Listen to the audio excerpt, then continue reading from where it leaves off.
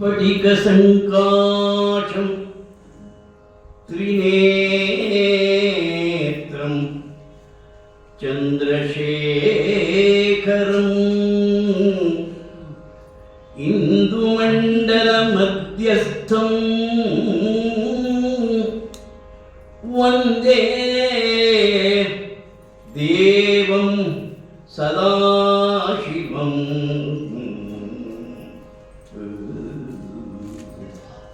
ನಮಿಸಿ ನಾರಾಯಣನ ನರನ ಪುರುಷೋತ್ತಮನ ವ್ಯಾಸವಾಗ್ದೇವಿಯರ ನಮಿಸಿ ಬಳಿಕ ಬೇಡುವುದು ಜಯವ ಶರಣ ಸಂಗವು ವ್ಯಸನ ಭುಜಗಾಭರಣನು ಅಮರ ಕಿರೀಟ ಮಂಡಿತ ಕರ್ಣ ಚಾರು ಚರಿತ್ರ ನಿರುಪಮ ಭಾಡಶಿಖಿ ನೇತ್ರ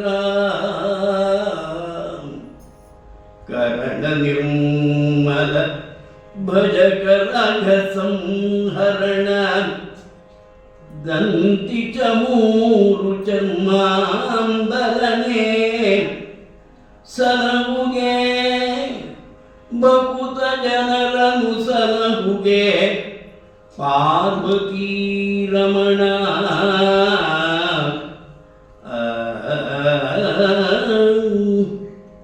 ಕದನ ಮುಖದಲ್ಲಿ ಕೋಡಿಯಿಲ್ಲದೆ ಬೆದರದೊದಗಿದ ನರಗೆ ಕದನ ಮುಖದಲ್ಲಿ ಕೋಡಿಯಿಲ್ಲದೆ ಬೆದರದೊದಗಿದ ನರಗೆ ಕಾರುಣ್ಯದಲ್ಲಿ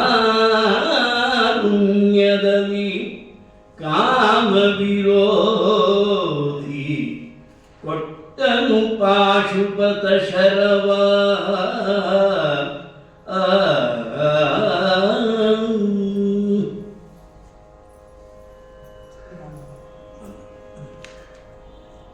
ಸಭಾ ಸರಸ್ವತಿಗೆ ನಮಸ್ಕಾರ.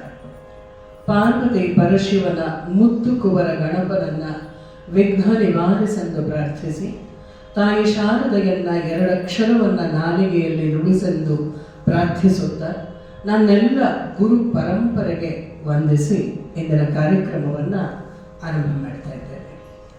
ಇಲ್ಲಿ ಲಿಂಗ ಪ್ರತಿಷ್ಠಾಪನೆಯ ದಿವಸ. ಆ ಕಾರಣದಿಂದ ಕವಿ ಕುಮಾರವ್ಯಾಸನ ಪಾಶುಪತಾಸ್ತ್ರ ಪ್ರದಾನ ಪ್ರಸಂಗವನ್ನು ನಾವು ಇಲ್ಲಿ ಆಯ್ಕೆ ಮಾಡಿಕೊಂಡಿದ್ದೇವೆ. ಕುಮಾರವ್ಯಾಸನಂತಹ ಭಾಗವತ ಕವಿಗೆ ಶಿವ ವಿಷ್ಣು ಎಲ್ಲರೂ ಒಂದೇ ಆಗಿ ಕಾಣಿಸ್ತಾರೆ ಅನ್ನೋದಕ್ಕೆ ಸಾಕ್ಷಿಯಾಗಿ ಈ ಭಾಗ ನಮ್ಮ ಕಣ್ಣು ಮುಂದೆ ನಿಂತುಕೊಳ್ಳುತ್ತೆ. ಮತ್ತೆ ಕುಮಾರವ್ಯಾಸ ಈ ಇಡೀ ಭಾಗವನ್ನು ತೆಗೆದುಕೊಂಡು ಹೋಗಿರುವ ರೀತಿ ಇದೆಯಲ್ಲ, ಅದು ಅತ್ಯಂತ ಅಪೂರ್ವವಾದಂತಹ ಕ್ರಮ. ಕೃಷ್ಣನ ಒಂದು ಭಾವ, ಕೃಷ್ಣನಿಗೆ ಏನನ್ನು ಬೇಕಾದರೂ ಯಾರಿಗೆ ಬೇಕಾದರೂ ಯಾವಾಗ ಹೇಗೆ ಬೇಕಾದರೂ ಕೊಡುವಂತಹ ಶಕ್ತಿ ಇರುವಂಥ ಸೂತ್ರಧಾರ. ಆದರೆ ಕೆಲವು ಅಸ್ತ್ರಗಳನ್ನು ಯಾರು ಕೊಡಬೇಕೋ ಅವರೇ ಕೊಡಬೇಕು, ಅದಕ್ಕಾಗಿ ತಪಸ್ಸಿನ ಮಾರ್ಗವೇ ಸರಿಯಾದ್ದು ಅಂತ ಹೇಳಿ ನಿರ್ಧರಿಸಿ ಇವನನ್ನು ಕಳಿಸ್ತಾರೆ. ಶಿವನನ್ನ ಪ್ರಾರ್ಥಿಸಬೇಕು. ಯೋಚನೆಯಲ್ಲಿಯದು ಮುಂದಿನ ಕುರುಕ್ಷೇತ್ರ ಯುದ್ಧದ್ದು. ಅದಕ್ಕೆ ಸಿದ್ಧತೆ ಈಗ ಆರಂಭವಾಗುತ್ತೆ. ಶಿವನಿಗೂ ಇದು ತಿಳಿದಿದೆ. ಹಾಗಾಗಿ ಈಶ್ವರನು ಅದನ್ನು ಮಾಡುವುದಕ್ಕಾಗಿಯೇ ಸಿದ್ಧನಾಗಿ ನಿಂತ್ಕೋತಾನೆ. ನಿಮಗೆ ಇಡೀ ಈ ಒಂದು ಸಣ್ಣ ಅಂಶಾವತಾರವಾಗಿ ಬರುವಂಥ ಭಾಗ ಇದು. ಈಶ್ವರ ಬರುವುದನ್ನು ನೋಡಬೇಕು. ಇವನು ತಪಸ್ಸಿಗೆ ಕೂತ್ಕೊಳ್ತಾನೆ, ಈಶ್ವರನನ್ನ ಪ್ರಾರ್ಥನೆಯನ್ನು ಮಾಡ್ತಾ ನಕ್ಕು ಗಿರಿಜೆಯವರ ಜೊತೆಯಲ್ಲಿ ಹೋಗೋಣ, ಇಬ್ರು ಹೋಗೋಣ, ಅದೇನು ಮಾಡ್ತಾನೆ ನೋಡೋಣ ಇವನು ಅಂತ ಹೇಳಿ ನಗುತ ಶಶಿ ಮೌಳಿ ನಕ್ಕು ಈಶ್ವರ ಸಿದ್ಧಾಗ್ತಾನೆ ಅಲ್ಲಿಗೆ ಬರೋದಿಕ್ಕೆ. ಅದು ಎಷ್ಟು ಚಂದವಾಗಿದೆ ಅಂತ ಹೇಳಿ ಅಂದರೆ, ತೆಗೆದು ತಲೆ ಮಾಲೆಯನ್ನು ಹಸುರಂಗಿಗಳ ತೊಟ್ಟನು ಸುತ್ತ ಬರ ಹೀಲಿಗಳ ಹರಹಿನ ಪಾರಿವದ ಚಲ್ಲಣವನ್ನು ಅಳವಡಿಸಿ ಬಿಗಿಜಡೆಯ ಶಶಿಮುಖಕ್ಕೆ ಪತ್ರಾಣಿಗಳ ಕಟ್ಟಿ ಕಿರಾತ ವೇಷದ ವಿಗಡ ದೇವರ ದೇವ ಕೊಂಡನು ಚಾಪ ಮಾರ್ಗಣವ. ಈ ಥರದ ಚಲ್ಲಣಗಳು ಅಂದರೆ ಪೈಜಾಮ ಮಾದರಿಯದನ್ನೆಲ್ಲ ಹಾಕ್ಕೊಂಡು ಸುತ್ತ ಗರಿ ಹಾಕ್ಕೊಂಡು ಇವನು ಹೊರಡೋದಿದೆಯಲ್ಲ ಈಶ್ವರಂಗೂ ಅಲಂಕಾರಕ್ಕೂ ಯಾವತ್ತೂ ಹಾಗೆ ಬರೋದಿಲ್ಲ. ಆದರೆ ಇಷ್ಟೆಲ್ಲ ಮಾಡ್ಕೋತಾನೆ, ಅದು ಅಷ್ಟೇ ಅಲ್ಲ, ಅವನು ಒಬ್ಬನೇ ಬರೋದಿಲ್ಲ. ದೇವನ ಜೊತೆಗೆ ನಿಂತರು ದೇವಿಯರು. ಪಾರ್ವತಿ ನಿಂತುಕೊಳ್ತಾಳೆ, ಗುಹ ಗಣಪತಿಗಳು, ನಂದೀಶ, ವೀರಕ, ರೇಣುಕ, ವೀರಭದ್ರ, ಅಖಿಲ ಭೂತಗಣವು ಇವನ ಜೊತೆಗಲ್ಲಿ ಬರುತ್ತೆ. ಶಿವ ಒಬ್ಬನೇ ದುತ್ತಂತ ಇಳಿಯಕ್ಕಾಗುವುದಿಲ್ಲ ಕೆಳಗಡೆ. ಅಷ್ಟಲ್ಲದೆ ಸಪ್ತಮಾತೃಕೆಯರು, ಶ್ರುತಿ ವಿದ್ಯಾ ಆದಿಶಕ್ತಿಯರು, ದಿಶಾದೇವಿಯರು ಇವರೆಲ್ಲರೂ ಕೂಡ ಪುಳಿಂದಿಯರಾದರೂ ಪರಮೇಶ್ವರಿಯ ಬಳಸಿದರು. ಎಲ್ಲರೂ ಬೇಡತಿಯರ ಹಾಗೆ ನಿಂತುಕೊಂಡು ಅಥವಾ ಅವರ ವೇಷಭೂಷಣಗಳನ್ನು ಹಾಕ್ಕೊಂಡು ಬಂದಾಗ ಮಿಕ್ಕವರನ್ನ ನೋಡ್ತಾನೆ ಈಶ್ವರ. ನೀವೊಂದಷ್ಟು ಜನ ಉಳ್ಕೊಂಡಿದ್ದೀರಲ್ಲ ಯಾಕಮ್ಮ ಅಂತ. ಮಾರಿ, ಚಾಮುಂಡಿ, ಸ್ಮಶಾನ, ಕಾರವತಿ, ಕಾಳರಾತ್ರಿ ಎಲ್ಲ ಯೋಗಿನಿಗಳು, ಯಜ್ಞದೇವಿಯರು ಅಷ್ಟೂ ಜನ ಬರ್ತಾರೆ. ಎಲ್ಲರೂ ಬೇಡತಿಯರಾಗಿ ಬರ್ತಾರೆ. ಉದ್ದೇಶ ಅಲ್ಲೊಬ್ಬ ಮೂಕದಾನವನಿದ್ದ, ಎಂಬಿನಲ್ಲಿಗ ಮೂಕದಾನವನೆಂಬ ಇದ್ದ, ಅವನನ್ನೂ ಕೊಲ್ಲಬೇಕು. ಯಾವುದೇ ಅವತಾರವಾದರೂ ಅಸುರಿ ಶಕ್ತಿಯ ನಾಶಕ್ಕಾಗಿಯೇ ಆಗುವುದು. ಈಶ್ವರನಿಗೆ ವರ ಕೊಡೋದು ಬೇರೆ ಭಾಗ, ಅದರ ಹಿಂದೆ ಅದನ್ನೂ ಕೂಡ ಮಾಡುವಂಥದ ಸಮಯವನ್ನು ಇಟ್ಕೊಂಡು ಅಲ್ಲಿಗೆ ಈಶ್ವರ ಬರ್ತಾರೆ. ಈ ಹಂದಿಯನ್ನ ಹೊಡೆಯುವಂತಹ ಒಂದು ಪ್ರಯತ್ನ ಕೂಡ ಆಗುತ್ತೆ. ಏಕಾಮಿಷ ವಿನೋದ ಅಂತ ಹೇಳಿ ಕರೀತಾರೆ.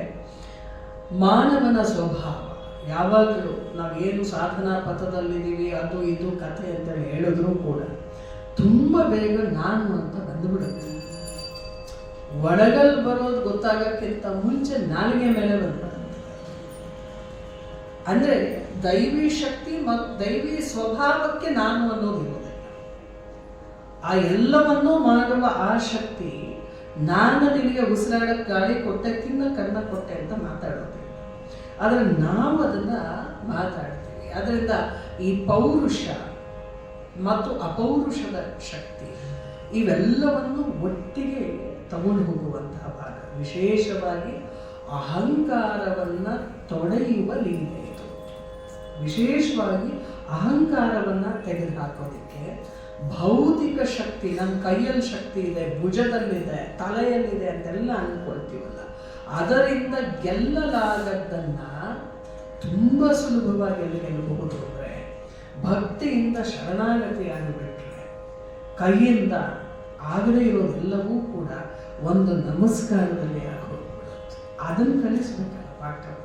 ನಾವು ಬಗ್ಗಕ್ಕೆ ಸ್ವಲ್ಪ ಕಷ್ಟವೇ, ನಮಗೆ ಬಗ್ಗಕ್ಕಾಗಲ್ಲ ನಮಗೆ. ಆದ್ದರಿಂದ ಭಗವಂತನ ಬಹಳ ರಂಜನೀಯವಾದಂತಹ ಪ್ರಸಂಗವಾಗಿ ಇದನ್ನು ನೋಡ್ತೀವಿ. ಈ ನಮ್ಮ ಅರ್ಜುನ ಕೂತ್ಕೊಂಡವನು ಎಂಥವನು, ಏನೋ ಹೇಳ್ತಾ ಇರೋದು ತಪಸ್ಸು, ಬಹಳ ಗಂಭೀರವಾಗಿ ತಪಸ್ಸು ಮಾಡ್ತಾನೆ ಪಾರ್ಥ, ಅದು ಬೇರೆ ಭಾಗ. ಬರೀ ಎಲೆಗಳನ್ನು ತಿಂದು ಎಲೆಯೂ ಇಲ್ಲದೆ ಹಾಗೆಲ್ಲ ಅವನು ತಪಸ್ಸು ಮಾಡಿದ. ಆದರೆ ಸಶಸ್ತ್ರ ತಪಸ್ವಿ, ಪಕ್ಕದಲ್ಲೇ ಗಾಂಡೀವ ಎಲ್ಲ ಇರುತ್ತದೆ, ಎಲ್ಲ ಇಟ್ಕೊಂಡೇ ಅವನು ಕೂತಿರ್ತಾನೆ. ಬಂದು ಈಶ್ವರ ಬರ್ತಾನೆ. ಒಂದು ಕಾಲು ಕೆರ್ಕೊಂಡು ಜಗಳ ಆಡೋದು ಅಂತಾರಲ್ಲ ಹಂಗೆ, ನಾವು ಕೆಳಗಿದ ಹಂದಿ ನಮ್ಮದು, ಅದು ನಂದು, ನಿಮ್ಮ ಬಾಳ ಬಿಟ್ಟಿರ್ಬೋದು ಆದರೆ ನಂದೇ ಅಂತ ಹೇಳಿ ಈ ಪಾರ್ಥನ ಚಿತ್ತದಲ್ಲಿ ಒಂದಷ್ಟು ಕೆಣಕೋದು. ತಪಸ್ವಿಗಳಿಗಾದವರಿಗೆ ಸಿಟ್ಟು ಬರಬಾರ್ದಲ್ವ. ಭಕ್ತಿ ಇರೋರಿಗೆ, ತಪಸ್ಸು ಮಾಡ್ತಿರೋರಿಗೆ, ದೇವ್ರ ಪೂಜೆ ಮಾಡ್ತಿರೋರಿಗೆ ಸಿಟ್ಟು ಬರಬಾರ್ದು ಅಂತ ಹೇಳ್ತಾರೆ. ಅದರಲ್ಲಿ ಪ್ರತಿಶತಃ 60ಕ್ಕಿಂತ ಹೆಚ್ಚು ಬಂದುಬಿಟ್ಟಿರುತ್ತೆ. ಹಾಗಾಗಿ ಇವನು ನೋಡ್ತಾನೆ, ನೋಡ್ಬಿಟ್ಟು ಅವನಿಗೆ ತಕ್ಷಣ ತಪಸ್ಸು ಮರ್ತು ಹೋಯ್ತು. ನಾನೊಬ್ಬ ಏನು ಇಷ್ಟು ಪಾಠ ಕಲ್ತವನು, ಇವನು ಯಾರೋ ಒಬ್ಬ ಬೇಡ ಗೆರೆ ಹಾಕೊಂಡು ಬಂದಿದ್ದಾನೆ, ಇವನು ಏನು ನನ್ನ ಹತ್ರ ಬಂದ್ಬಿಡುತ್ತೆ ನೋಡಿ ಒಳಗಡೆ ಎಲ್ಲ. ಇವನು ಯಾಕೆ ನನ್ನ ಕೇಳೋಕ್ಕೆ ಆ ಒಂದು ಆ್ಯಟಿಟ್ಯೂಡ್ ಅಂತ ಹೇಳ್ತೀವಿ ಹೇಳ್ತೀವಲ್ಲ, ಬಂದುಬಿಡ್ತು. ಎಲಕಿರಾತ ಮದೀಯ ಬಾಣದ ಬಲೆಗೆ ನೀನು ಮೃಗವಾಗದೆವು. ಎಲಕಿರಾತ ಮದೀಯ ಬಾಣದ ಬಲೆಗೆ ನೀ ಮೃಗವಾಗದಿರು. ನಿನ್ನಳವ ನೆರೆಯ ಆತನದ ನದಿ ಮೊದ ಹುಲ್ಲೆರಳಿನ ನದಿ. ಬಾಬನದ ನರಿ ಮೊದ ಹುಲ್ಲೆ ಹರಿನ ನಲಿ ಗೆಲಿದ ಗರುವನು ನೀನು. ನಿನ್ನ ಗಳಿಕೆಗಾವಂಜುವೆವೋ ನಿನ್ನೀದಳಕ್ಕೆ ಪತಿಯುಂಟಾದಡೆ ಆತನ ಕೊಂಡು ಬಾ ಎಂದಾಗ. ಇವನಿಗೆ ತಾನೊಬ್ಬ ರಾಜಕುಮಾರ, ದ್ರೋಣನಂಥವನಲ್ಲಿ ಪಾಠ ಕಲಿತಂಥವನು.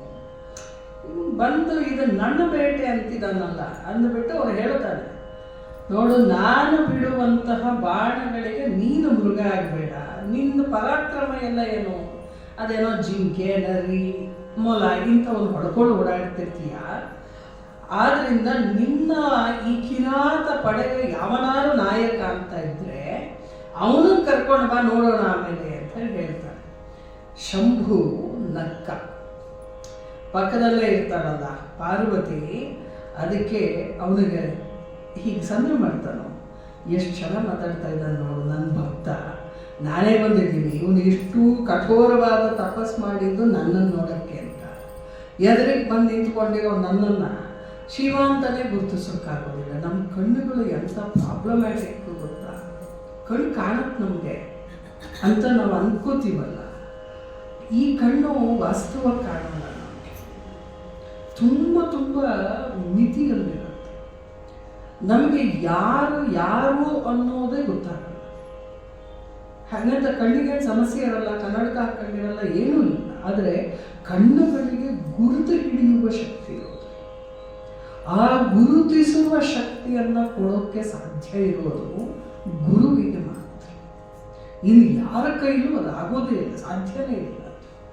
ಯಾಕೆ ಅಂದರೆ ಅವ ಕಣ್ಣಿಗೆ ಸೂಚನೆ ಕೊಟ್ಟರೆ ಬಂದಿರುವವನು ಇವನು ಅಂತೇಳಿ ಆಗ ಮಾತ್ರ ನನ್ನ ತಲೆ ಬೆಳೆಯುತ್ತೆ. ಅರ್ಜುನ ನಿಂತಿದ್ದವನಿಗೆ ಪ್ರಾರ್ಥನೆ ಮಾಡಿದ್ದೆ ಶಂಭುವನ್ನ ಕುರಿತು. ಅದು ನಿರಾಹಾರದಲ್ಲಿ ಪ್ರಾರ್ಥನೆ ಮಾಡಿ ಅದು ಅವನಿಗೆ ತಲುಪುವ ಮಟ್ಟಿಗೆಲ್ಲ ಪ್ರಾರ್ಥನೆ ಮಾಡಿದಂತಹ ಅರ್ಜುನನಿಗೆ ಬಂದವ ಶಿವ ಅಂತ ಗೊತ್ತಾಗಲಿಲ್ಲ ಅಂದರೆ ನಾವೆಲ್ಲ ಇಲ್ಲಿ ಎಲ್ಲೆಲ್ಲಿ ಇರ್ತೀವಿ ಯೋಚನೆ. ನಕ್ಕವ್ವ ಪಾರ್ವತಿಗೆ ಹೇಳ್ತಾ ಇದ್ದಾನೆ, ನೋಡಿ ಇವಾಗ ಪಾರ್ಥನ ಭುಜಬಲವನ್ನು ಪರಾಕ್ರಮ ಲಕ್ಷ್ಮಿಯನ್ನ ಪಾರ್ವತಿಗೆ ತೋರಿಸ್ತಾನೆ. ಸಾಕಾಗಲ್ಲ ಇದು? ಕುರುಕ್ಷೇತ್ರಕ್ಕೆ ಒಂದು ಟ್ರೈನಿಂಗ್ ಬೇಡವಾ ಇವನಿಗೆ? ಎಂಥ ದೊಡ್ಡ ಯುದ್ಧ ಆಗಕ್ಕಿದೆ ಮುಂದಕ್ಕೆ.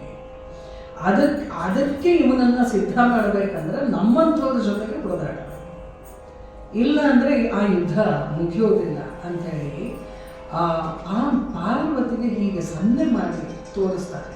ಅಷ್ಟಕ್ಕೆ ನಿಲ್ಸಲ್ಲ, ಏನಪ್ಪ ತಮ್ಮಡಿ, ಏನೋ ತಮ್ಮ ಅಂತ ಕರಿತೀವಲ್ಲ ಹಾಗೆ ಕರೆದು, ನಿನಗೆ ತಪದಲ್ಲಿ ಖಡ್ಗವೇಗೆ ಧನು ಶರಾವಳಿ ಏಕೆ, ನಿನ್ನ ಅಂಗವಳಿ ಏನು? ಎಲ್ಲ ಸರಿ ಕಣಪ್ಪ, ನಮ್ಮ ನಾಯಕನ ಕರ್ಕೊಂಬರೋಣ, ಇಲ್ಲ ಅಂತೇಳಿಲ್ಲ. ಆದರೆ ತಪಸ್ಸಿ ಕೂತವನ ಹತ್ರ ಕಮಂಡಲ, ಏನೋ ಭಿಕ್ಷೆ ಬೇಡೋ ಪಾತ್ರೆ, ಇವೆಲ್ಲ ದಂಡ ಇಂಥದಿದ್ರೆ ಒಪ್ಕೋಬೋದು.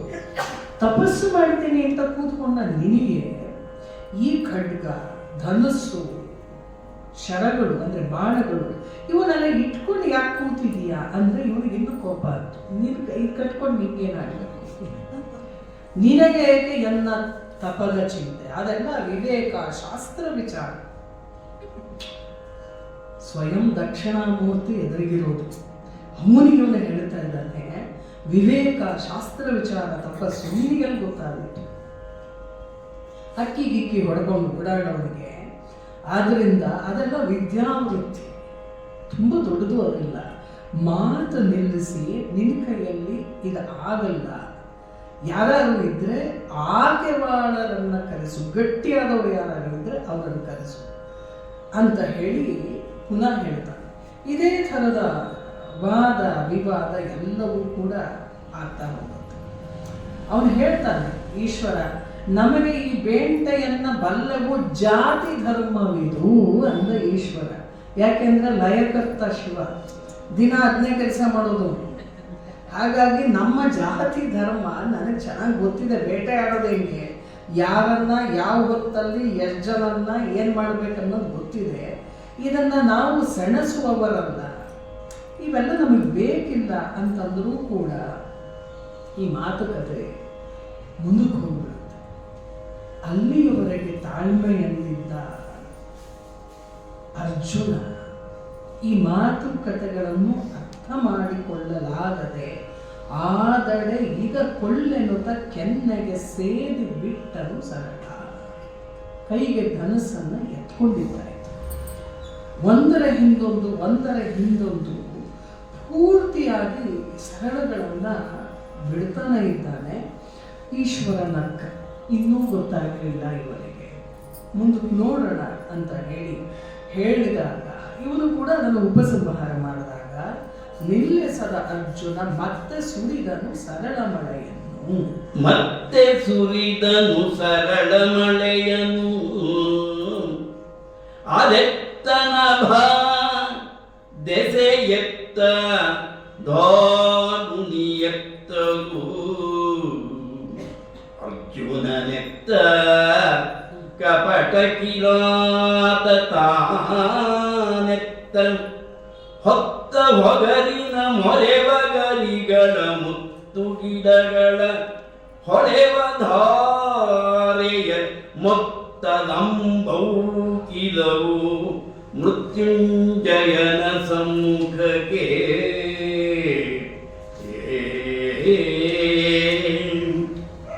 ಮಂಜು ಮುಸುಕಿದೊಡೇನು ಪರ್ವತವಂಜುವುದೇ ಮಂಜು ಮುಸುಕಿದೊಡೆ ಏನು ಪರ್ವತವಂಜುವುದೇ ಹಾಲಾಹಲವ ನೊಣನೆಂಜಲಿಸುವುದೇ ವಡಬಶಿಖಿ ನನೆವುದೇ ತುಷಾರದಲ್ಲಿ ಕಂಜನಾಳದಿ ಕಟ್ಟುವಡೆವುದೇ ಕುಂಜರನು ನರಶರದ ಜೋಡಿನ ಜುಂಜು ಒಳೆಯಲಿ ಜಾಹ್ನವೀಧರ ಜಾರುವನೇ ಎಂದ. ಇದೊಂದು ಬಹಳ ವಿಶೇಷವಾದಂಥ ಪದ್ಯ. ಅರ್ಜುನ ಎಷ್ಟು ಬಾಣಗಳನ್ನು ಬಿಡ್ತಾ ಇದ್ದಾನೆ ಅಂದರೆ ಕುಮಾರವ್ಯಾಸ ಅದಕ್ಕೊಂದು ಪ್ರತಿಕ್ರಿಯೆ ಕೊಡ್ತಾನೆ. ಏನು ಅಂದ್ಕೊಂಡ್ಬಿಟ್ಟಿದ್ದಾನೆ ಇವ, ಮಂಜು ಮುಸುಕಿದೆಡೆಯೇನು ಪರ್ವತ ಮಂಜುವುದೇ. ಬಹಳ ದೊಡ್ಡದಾದ ಮೇರು ಪರ್ವತಕ್ಕೆ ಒಂದಷ್ಟು ಮಂಜು ಕವಿದ ಮಾತ್ರಕ್ಕೆ ಪರ್ವತ ಏನು ಹೆದರ್ಕೊಡುತ್ತ ಸಾಧ್ಯವೇ ಇಲ್ಲ. ವಿಷವನ್ನ ಒಂದು ಸಣ್ಣ ನೊಣ ಬಂದು ಎಂಜಲು ಮಾಡೋಕ್ಕಾಗತ್ತ, ಎಂಜಲು ಮಾಡಕ್ ಹೋದ್ರೆ ಅದು ಸತ್ತು ಹೋಗುತ್ತೆ. ಹಾಗೆ ಒಡವ ಶಿಖಿ ನೆನಪುದೇ ತುಷಾರದಲ್ಲಿ, ಬಹಳ ಪ್ರಜ್ವಲಿಸ್ತಾ ಇರುವಂತಹ ಅಗ್ನಿ ಸಣ್ಣ ಸಣ್ಣ ಈ ಮಂಜು ಬಿದ್ರ ಮಾತ್ರಕ್ಕೆ ಅದೇನು ಹೆದರ್ಕೊಡಲ್ಲ, ಯಾರಿಗೂ ಹೋಗೋದಿಲ್ಲ. ಕಂಜನಾಳದಿ ಕಟ್ಟು ಒಡೆವುದೇ ಕುಂಚರನನ್ನ, ಕಮಲದ ದಂಟಿನ ನಾರನ್ನ ಹೆಣೆದು ಬಿಟ್ಟು ಆನೆ ಕಟ್ಟಕ್ಕೆ ಹೋದ್ರೆ ಕಟ್ಟೋದಕ್ಕೆ ಆಗಲ್ಲ. ಮೊದಲು ಅಕಸ್ಮಾತ್ ಕಟ್ಟಿದ್ರು ಅದು ಕಾಲು ಎತ್ತಿಡೋದಿಲ್ಲ, ಕಾಲನ್ನ ಸ್ವಲ್ಪ ಅಲ್ಲಾಡಿಸಿದ್ರು ಅದು ಕತ್ತರಿಸೋದು. ಕೊನೆ ಮಾತಿದೆ ನೋಡಿ, ನರ ಶರದ ಜೋಡಿನ ಜುಂಜು ಒಳೆಯಲ್ಲಿ ಜಾಹ್ನವೀಧರ ಜಾರುವನೆ ಎಂದ. ಈ ಈಶ್ವರ ಎಂಥದ್ದು, ಮೇಲಿಂದ ಬಿದ್ದಂತಹ ಗಂಗೆಯ ರಭಸವನ್ನ ಯಾರೂ ಈ ಭೂಮಿಯಲ್ಲಿ ತಡೆಯೋರಿಲ್ಲ ಅಂತ ಹೇಳಿ ಅಂದಾಗ ಜಟೆಯನ್ನ ಬಿಚ್ಚಿ ಕೂದಲಿನಲ್ಲಿ ಗಂಗೆಯನ್ನ ತಡೆದಂಥವನು ಈಶ್ವರ. ಅಷ್ಟು ದೊಡ್ಡವನು. ಅದಕ್ಕೆ ಅವನನ್ನ ಜಾಹ್ನವೀಧರ ಅಂತ ಕರೆಯೋದು. ಈ ನರಶರದ ಅರ್ಜುನನಂತಹ ಒಬ್ಬ ಮನುಷ್ಯನ ಬಾಣಗಳ ಜೋಡು, ಒಟ್ಟಾರೆಯಾಗಿ ಬರ್ತಿರುವಂತಹ ಬಾಣಗಳ ಜೋಡಿಯ ಜುಂಜುವೊಳೆ. ಜುಂಜುವೊಳೆ ಅಂದರೆ ಮಲೆನಾಡಿನಿಂದ ಬಂದಿದ್ರೆ ಗೊತ್ತಾಗುತ್ತೆ. ಹೊಳೆ ಮೇಲೆ ಮುಸುಕೊಂಡ್ಬಿಟ್ಟಿರುತ್ತೆ ಪೂರ್ತಿಯಾಗಿ. ಅದು ಬಹಳ ಪ್ರವಾಹ ಬಂದಂಗೆ ಅನಿಸುತ್ತೆ. ಆದರೆ ಒಂಚೂರು ಬಿಸಿಲು ಅಥವಾ ಸೂರ್ಯ ಸ್ವಲ್ಪ ಮೇಲೆ ಬಂದ ಅಂದ ತಕ್ಷಣ ಎಲ್ಲ ಕರಗಿ ಹೋಗುತ್ತೆ. ಆ ಥರದ ಜುಂಜು ಒಳೆಯಲ್ಲಿ ಜಾಹ್ನವೀಧರ ಜಾರುವನೆ ಸಾಧ್ಯ ಇದೆಯಾ? ಗಂಗೆಗಿಂತ ದೊಡ್ಡ ಪ್ರವಾಹ ಇನ್ಯಾವುದು ಇಲ್ಲವೇ ಇಲ್ಲ. ಅದನ್ನೇ ತಲೆ ಮೇಲೆ ಇಟ್ಕೊಂಡು ಕಾಪಾಡುವವನಿಗೆ ಈ ಸಣ್ಣ ಮಳೆಯ ಹನಿಗಳು ಅಥವಾ ನೀರಿನ ತುಂತುರು ಏನೂ ಮಾಡೋಕ್ಕಾಗೋದಿಲ್ಲ ಅಂತ ಹೇಳ್ತಾನವನು. ಆದರೆ ಇದನ್ನು ನೋಡಿದ ತಕ್ಷಣ ಯಾವಾಗ ಈಶ್ವರನ ಮೇಲೆ ಬಾಣ ಪ್ರಯೋಗ ಆಗತ್ತೋ ಕೆರಳಿದನು ಹೇರಂಬ. ಇಡೀ ಗಣಗಳು ಬಂದಿವೆ. ಆ ಗುಹನ ಅಬ್ಬರಿಸಿದನು ಸುಬ್ರಹ್ಮಣ್ಯ. ಮತ್ತೆ ವೀರಭದ್ರ ಅಖಿಲ ಭೂತಗಣಗಳೆಲ್ಲ ರೋಷದಲ್ಲಿ ಮಸಗಿದವು. ಕತ್ತಿ ಎತ್ತುಬಿಟ್ರು. ಈಶ್ವರ ಇದನ್ನು ಕಂಡನು ಈಶ್ವರ. ಅಲ್ಲ, ಅವನ ಬಾಯಿಂದ ಕುಮಾರವ್ಯಾಸ ಆಡಿಸೋ ಮಾತು, ಧನಂಜಯ ಯಮಗೆ ನಿಮಗಿಂತಲೂ ಕೂಡ 100 ಮಡಿಕರ ಹಿತವ ನಿಮ್ಮಿಂದ. ನೀವೇನು ನನ್ನ ಜೊತೆಗಿತ್ತು ನಮ್ಮನ್ನ ಭಕ್ತರು ನೀವು ಅಂದ್ಕೊಂಡಿದ್ದೀರಲ್ಲ, ನಿಮಗಿಂತ 100 ಪಟ್ಟು ನನಗೊಬ್ಬರು ಬೇಕು. ಹಾಗಾಗಿ ನೀವು ಗಜಬಜಿಸಬೇಡಿ ಅಂತ ಹೇಳಿ ಮತ್ತೆ ಎತ್ಕೊಂಡ ಧನುಸ. ನೋಡೋಣ ಅಂತ ಹೇಳಿ ಈಗ ಇವನಿಗೆ ಸಣ್ಣದನ್ಸುತ್ತೆ. ಯಸುಗೆ ಒಳ್ಳಿತು. ಎಲ್ಲೋ ಮೊಲ ಹೊಡ್ಕೊಂಡಿದ್ದವನು ಅಂತ ಏನು ಅಂದಿದ್ನಲ್ಲ ಈಶ್ವರನಿಗೆ, ಈಗ ಸಣ್ಣದಾಗಿ ಒಂದು ಭಾವ ಬಂತು. ಅದಕ್ಕೆ ವ್ಯಕ್ತಿಗಳನ್ನು ಅವರು ಹೇಗಿರ್ತದೋ ಅದನ್ನು ನೋಡಿ ಅಂದಾಜು ಮಾಡಬಾರದು ಅನ್ನೋದಕ್ಕೆ. ಈಗ ಸಣ್ಣದಾಗಿ ಯಸುಗೆ ಒಳ್ಳಿತು. ಶಬರನು ಅತಿ ಸಾಹಸಿಕನೈ ಬಿಲ್ಲಾಡಲ. ನಾನು ಅಂದುಕೊಂಡ ಹಾಗೆ ಅಲ್ಲ, ಇವನು ಸಾಹಸವಂತನೂ ಹೌದು, ಬಿಲ್ಲು ವಿದ್ಯೆ ಗೊತ್ತಿರುವವನು ಹೌದು. ಇರಲಿ ನೋಡೋಣ ಅಂತ ಹೇಳಿ ಮನಸ್ಸು ಒಪ್ಕೊಳ್ಳೋಕೆ ಸಿದ್ಧ ಇರಲ್ಲ. ಎದುರಿಗಿರೋ ವ್ಯಕ್ತಿ ಬಲಾಢ್ಯ ಅನ್ನೋದನ್ನು ಅಷ್ಟು ಸುಲಭಕ್ಕೆ ಮನಸ್ಸು ಒಪ್ಪೋದಿಲ್ಲ. ತುಂಬ ಪರೀಕ್ಷಕ ಚಿಕಿತ್ಸಕ ದೃಷ್ಟಿಯಿಂದ ನೋಡ್ತಾನೆ ಇರುತ್ತೆ. ಹಾಗಾಗಿ ಮತ್ತೆ ತಗೊಂಡು ಹೊಗರ ಅಲುಗಗಳ ಧಳ್ಳರಿಸುವ ಧಾರೆಯನ್ನ ಕವಿದನು ಕಲಿಬಾರ್ದ.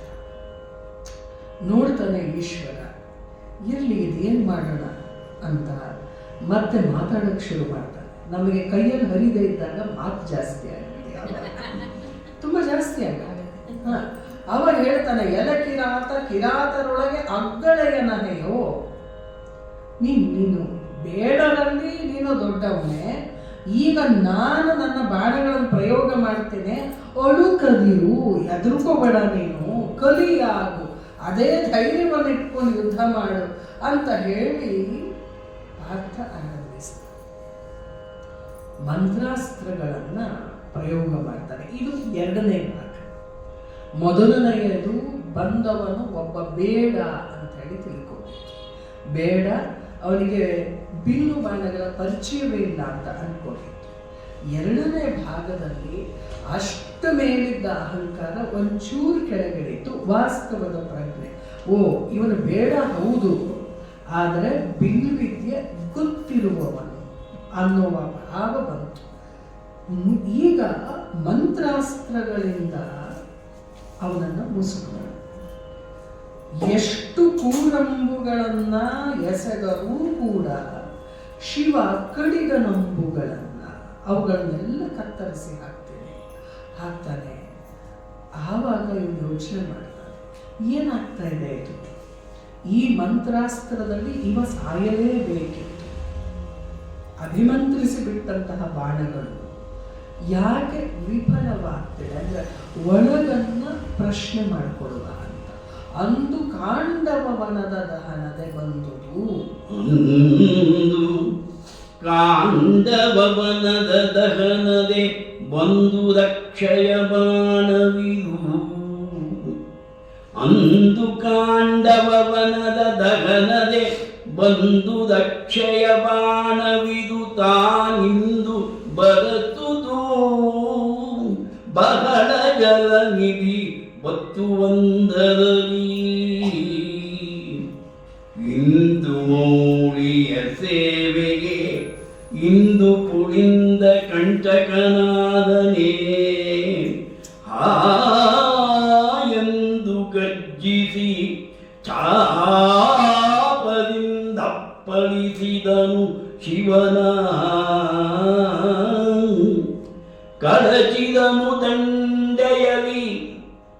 ಗಾಯದಲುಕಿದನಲ ಎನ್ನುತ್ತ ಮಗುಳಪ್ಪಳಿಸಿದನು ಮೇಲ್ವಾಯು ಹೊಯ್ದನು ಜರೆದು ಝೋಂಪಿಸುತ್ತ ಮೆಲುನಗೆಯಲಿ ಅರ್ಜುನನ ಚಾಪವ ಸೆಳೆದುಕೊಂಡನು ತನ್ನ ಭಕ್ತನ ಬೆಳವಿಗೆಯ ಮಾಡಿದನು ಉಘೇ ಎಂದುದು ಸುರಸ್ತೋಮ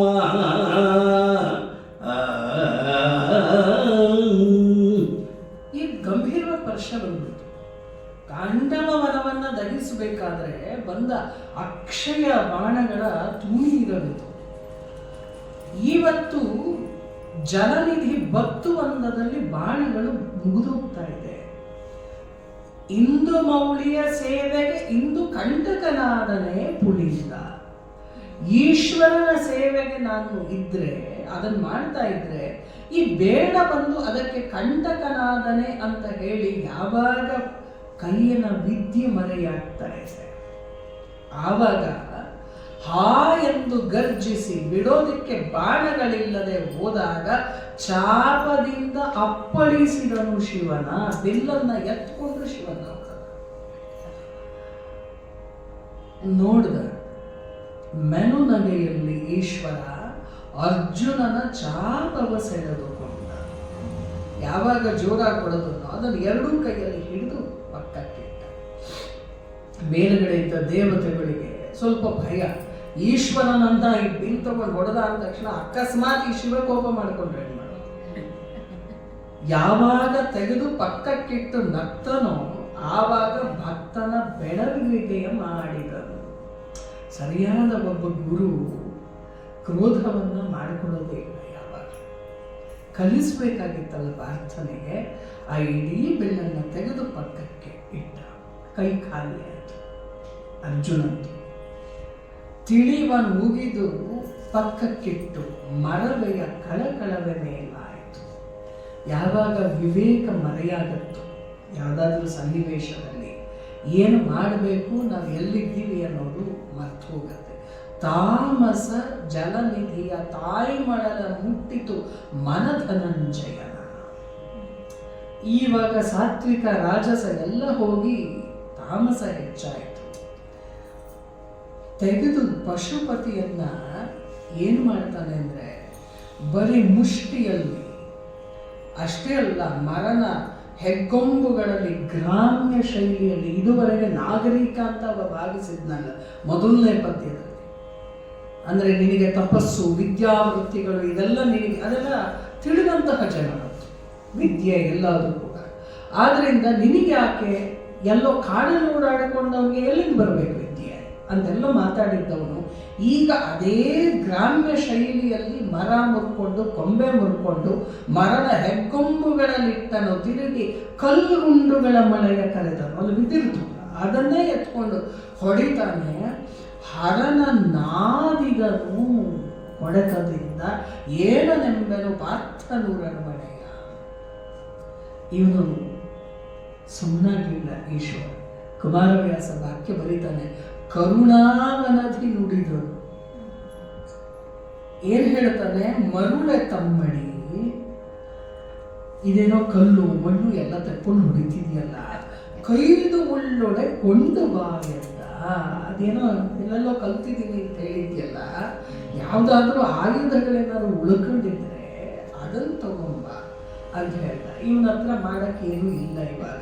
ಯಾಕೆಂದ್ರೆ ಮರವೇ ಹೆಚ್ಚಾದಾಗ ನಾವೇನು ಕಲ್ತಿರ್ತೀವಿ ಅನ್ನೋದು ನೆನಪಿರೋದಿಲ್ಲ. ಅದಕ್ಕೆ ಸರಿಯಾಗಿ ಕಲ್ತ್ರೆ ಮರೆಯಲ್ಲ, ಸರಿಯಾದ ಕ್ರಮದಲ್ಲಿ, ಅಂದರೆ ಸರ್ಟಿಫಿಕೇಟ್ ಅಲ್ಲ, ಅದು ಬಿಟ್ಟು ಕಲ್ತಿದ್ರೆ ಒಳಗಡೆ ಇರುತ್ತೆ. ಯಾವ ಕಾರಣಕ್ಕೂ ಮರವೇ ಬರೋದಿಲ್ಲ. ಅಲ್ಲಿ ಹೇಳ್ತಾನೆ ಇವನು, ಕೈದು ಬೇಕೆ ಪುಳಿಂದ ಆಯುಧ ಬೇಕೆ, ನಮ್ಮೊಡನೆ ಭುಜ ಯುದ್ಧದಲ್ಲಿ ಬಾ, ಮುಷ್ಟಿ ಗಟ್ಟಿ ಇದೆ ಕಾಯ್ದುಕೊಳ್ಳು ಅನುವಾರು ನಿನ್ನವರೈರಿ ನೋಡಲಿ ಎನ್ನುತ್ತ ಭುಜವನು ಹೊಯ್ದು ನಿಂದನು ಪಾರ್ಥನೂರ ಬೆರಗಾಗೆ ಭೂತಗಣ. ಹೊಡಿತೀನಿ ಅಂತ ಹೇಳಿ ಮುಷ್ಟಿ ಯುದ್ಧವನ್ನೋ ಮಲ್ಲ ಯುದ್ಧವನ್ನೋ ಅಂತ ಹೇಳಿ ಮಾಡ್ತೀನಿ ಅಂತ ನಿಂತ್ಕೊಳ್ತಾನೆ. ಸುತ್ತ ಇದ್ದ ಶಿವನ ಗಣ ಬೆರಗಾಗಿ ಬಿಡ್ತು.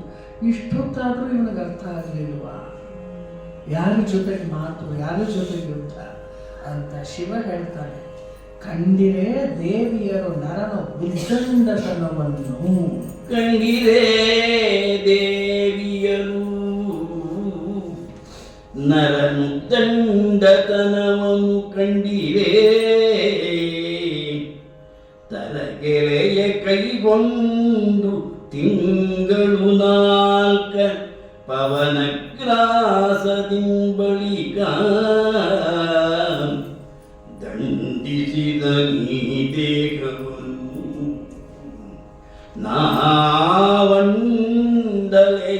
ನಾವಂಡಲೆಯೊದಗಿದನಲೇ ಸನದಂಡಿಯಲಿ ನಮ್ಮೊಡನೆ ಎಂದನು ನಗುತ ಶಶಿಮೌಳಿ.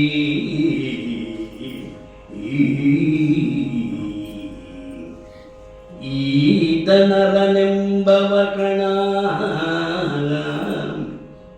ಸಂಗಾತಿ ನಾರಾಯಣ ಋಷಿಗೆ ತಾವೀತಗಳು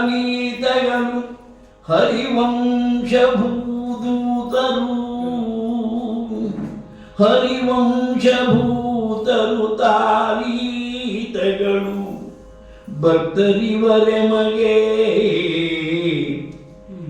ಈತ ಎಮ್ಮಯ ಪಾಶುಪತ ವಿಖ್ಯಾತ ಬಾಣವ ಬೇಡಿ ತಪದಲ್ಲಿ ವೀತರಾಗ ದ್ವೇಷಿಯಾದನು ಕಾಂತೆ ಕೇಳೆಂದ.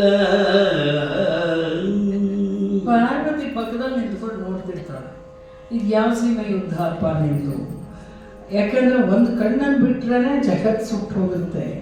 ಹೊಡೆಸ್ಕೊಂಡು ನಿಂತಿದ್ದಾನಲ್ಲ ಈಶ್ವರ ಇವನ ಜೊತೆಯಲ್ಲಿ. ಇದು ಯಾಕೆ ಅಂದಾಗ ಅವನು ಹೇಳ್ತಾನೆ, ನರನ ಉದ್ದಂಡತನವನ್ನು ನೋಡಿ ಎಷ್ಟು ಹಿಂಗೆ ಆಡ್ತಾ ಇದ್ದಾನೆ ಇವನು ನನ್ನನ್ನು ನೋಡೋಕ್ಕೆ ಅಂತಾನೆ ಇಷ್ಟು ದಿನ ತಪಸ್ಸು ಮಾಡಿಟ್ಟು.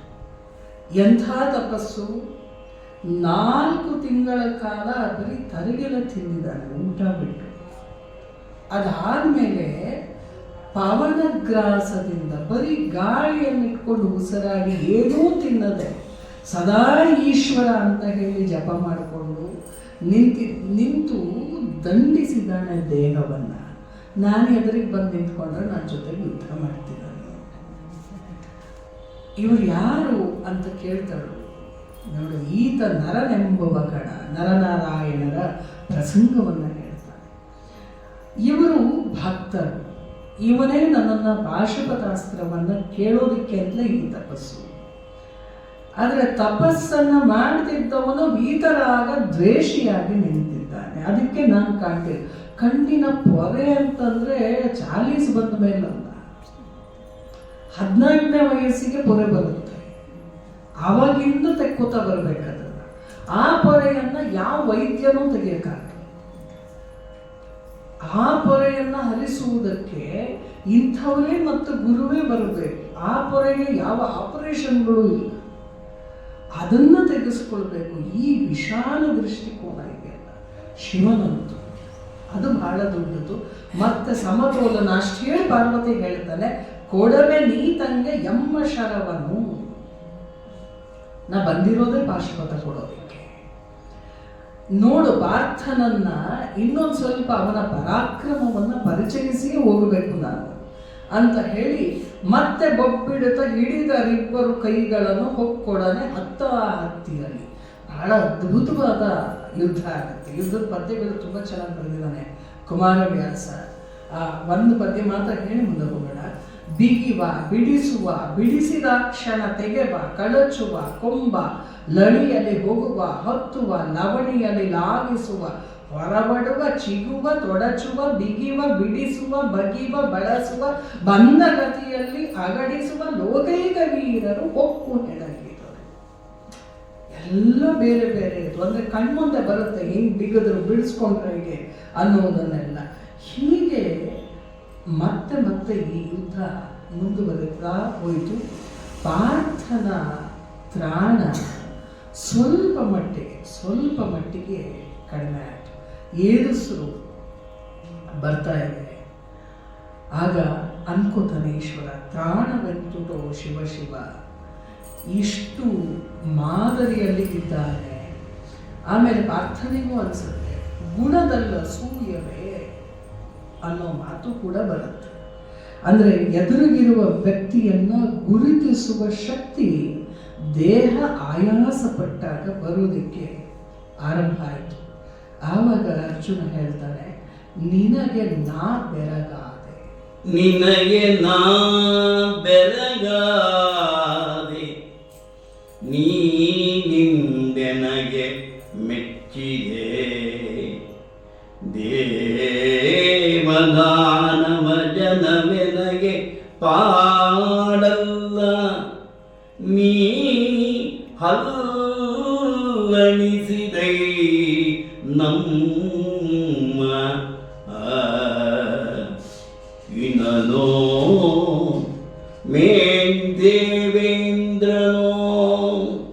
ಹರತನುಜನೋ ಹರಿಯೋ ಮಹಾದೇವನೋ ಕಿರಾತನೋ ನೀನೆನುತ ಮತ್ತೆರಗಿದನು ಶಿವನ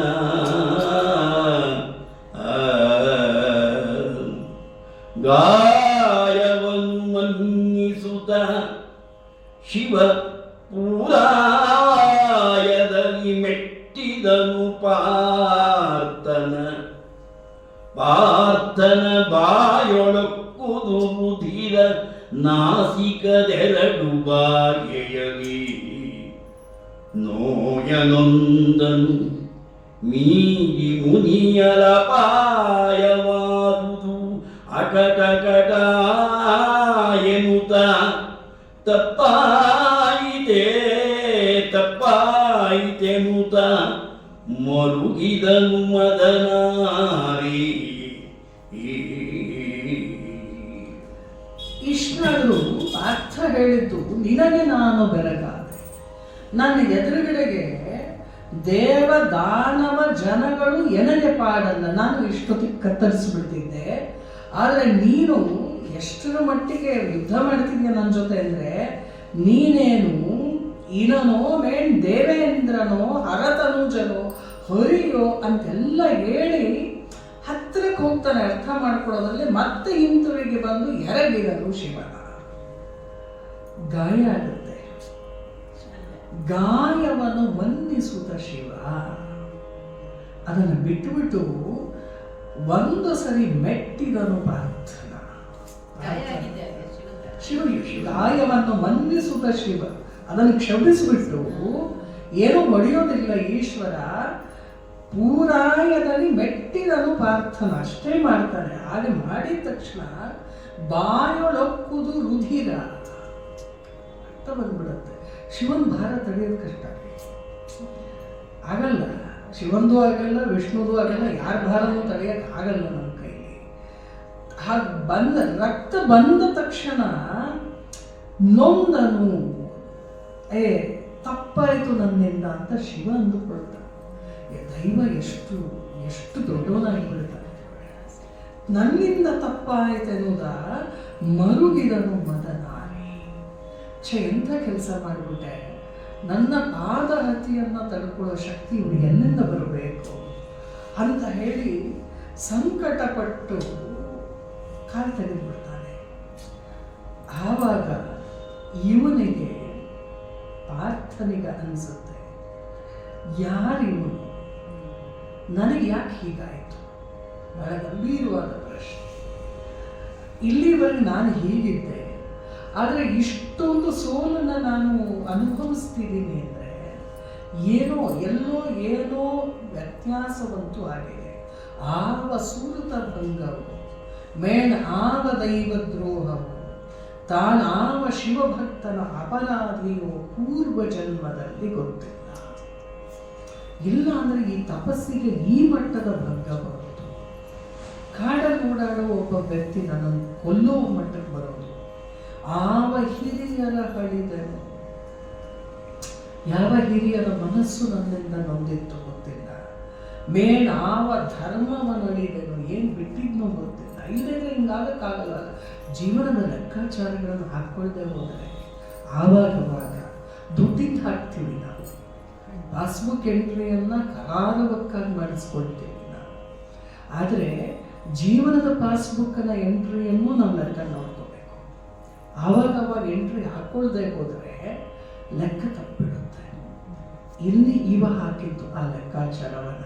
ಹಾಗೆ ಏನೋ ಆಗದೆ ಹಿಂಗಾಗಕ್ಕೆ ಸಾಧ್ಯ ಇಲ್ಲ. ಏನೋ ಆಗಿರಬೇಕು.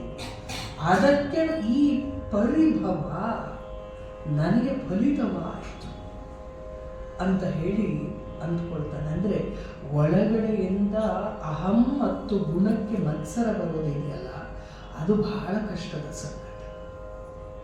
ಶಿವಾನಂದ ಲಹರಿಯಲ್ಲಿ ಹೇಳ್ತೀರಲ್ವ ನೀವು ಎಲ್ಲರೂ ಕೂಡ, ಅಲ್ಲಿ ಒಂದು ಶ್ಲೋಕ ಇದೆ, 43ನೇ ಶ್ಲೋಕ. ಅಲ್ಲಿ ಕರೀತಾರೆ, ಆಗಚ್ಚ ತ್ವಮಿತಸ್ಥತೋ ಗಿರೀಶಭೋ ಮಯ್ಯೇವ ವಾಸಂ ಕುರು. ನೀನು ಒಳಗಡೆ ಬಂದು ವಾಸ ಮಾಡು, ನನ್ನ ಒಳಗಡೆ ನೀನು ವಾಸ ಮಾಡಬೇಕು.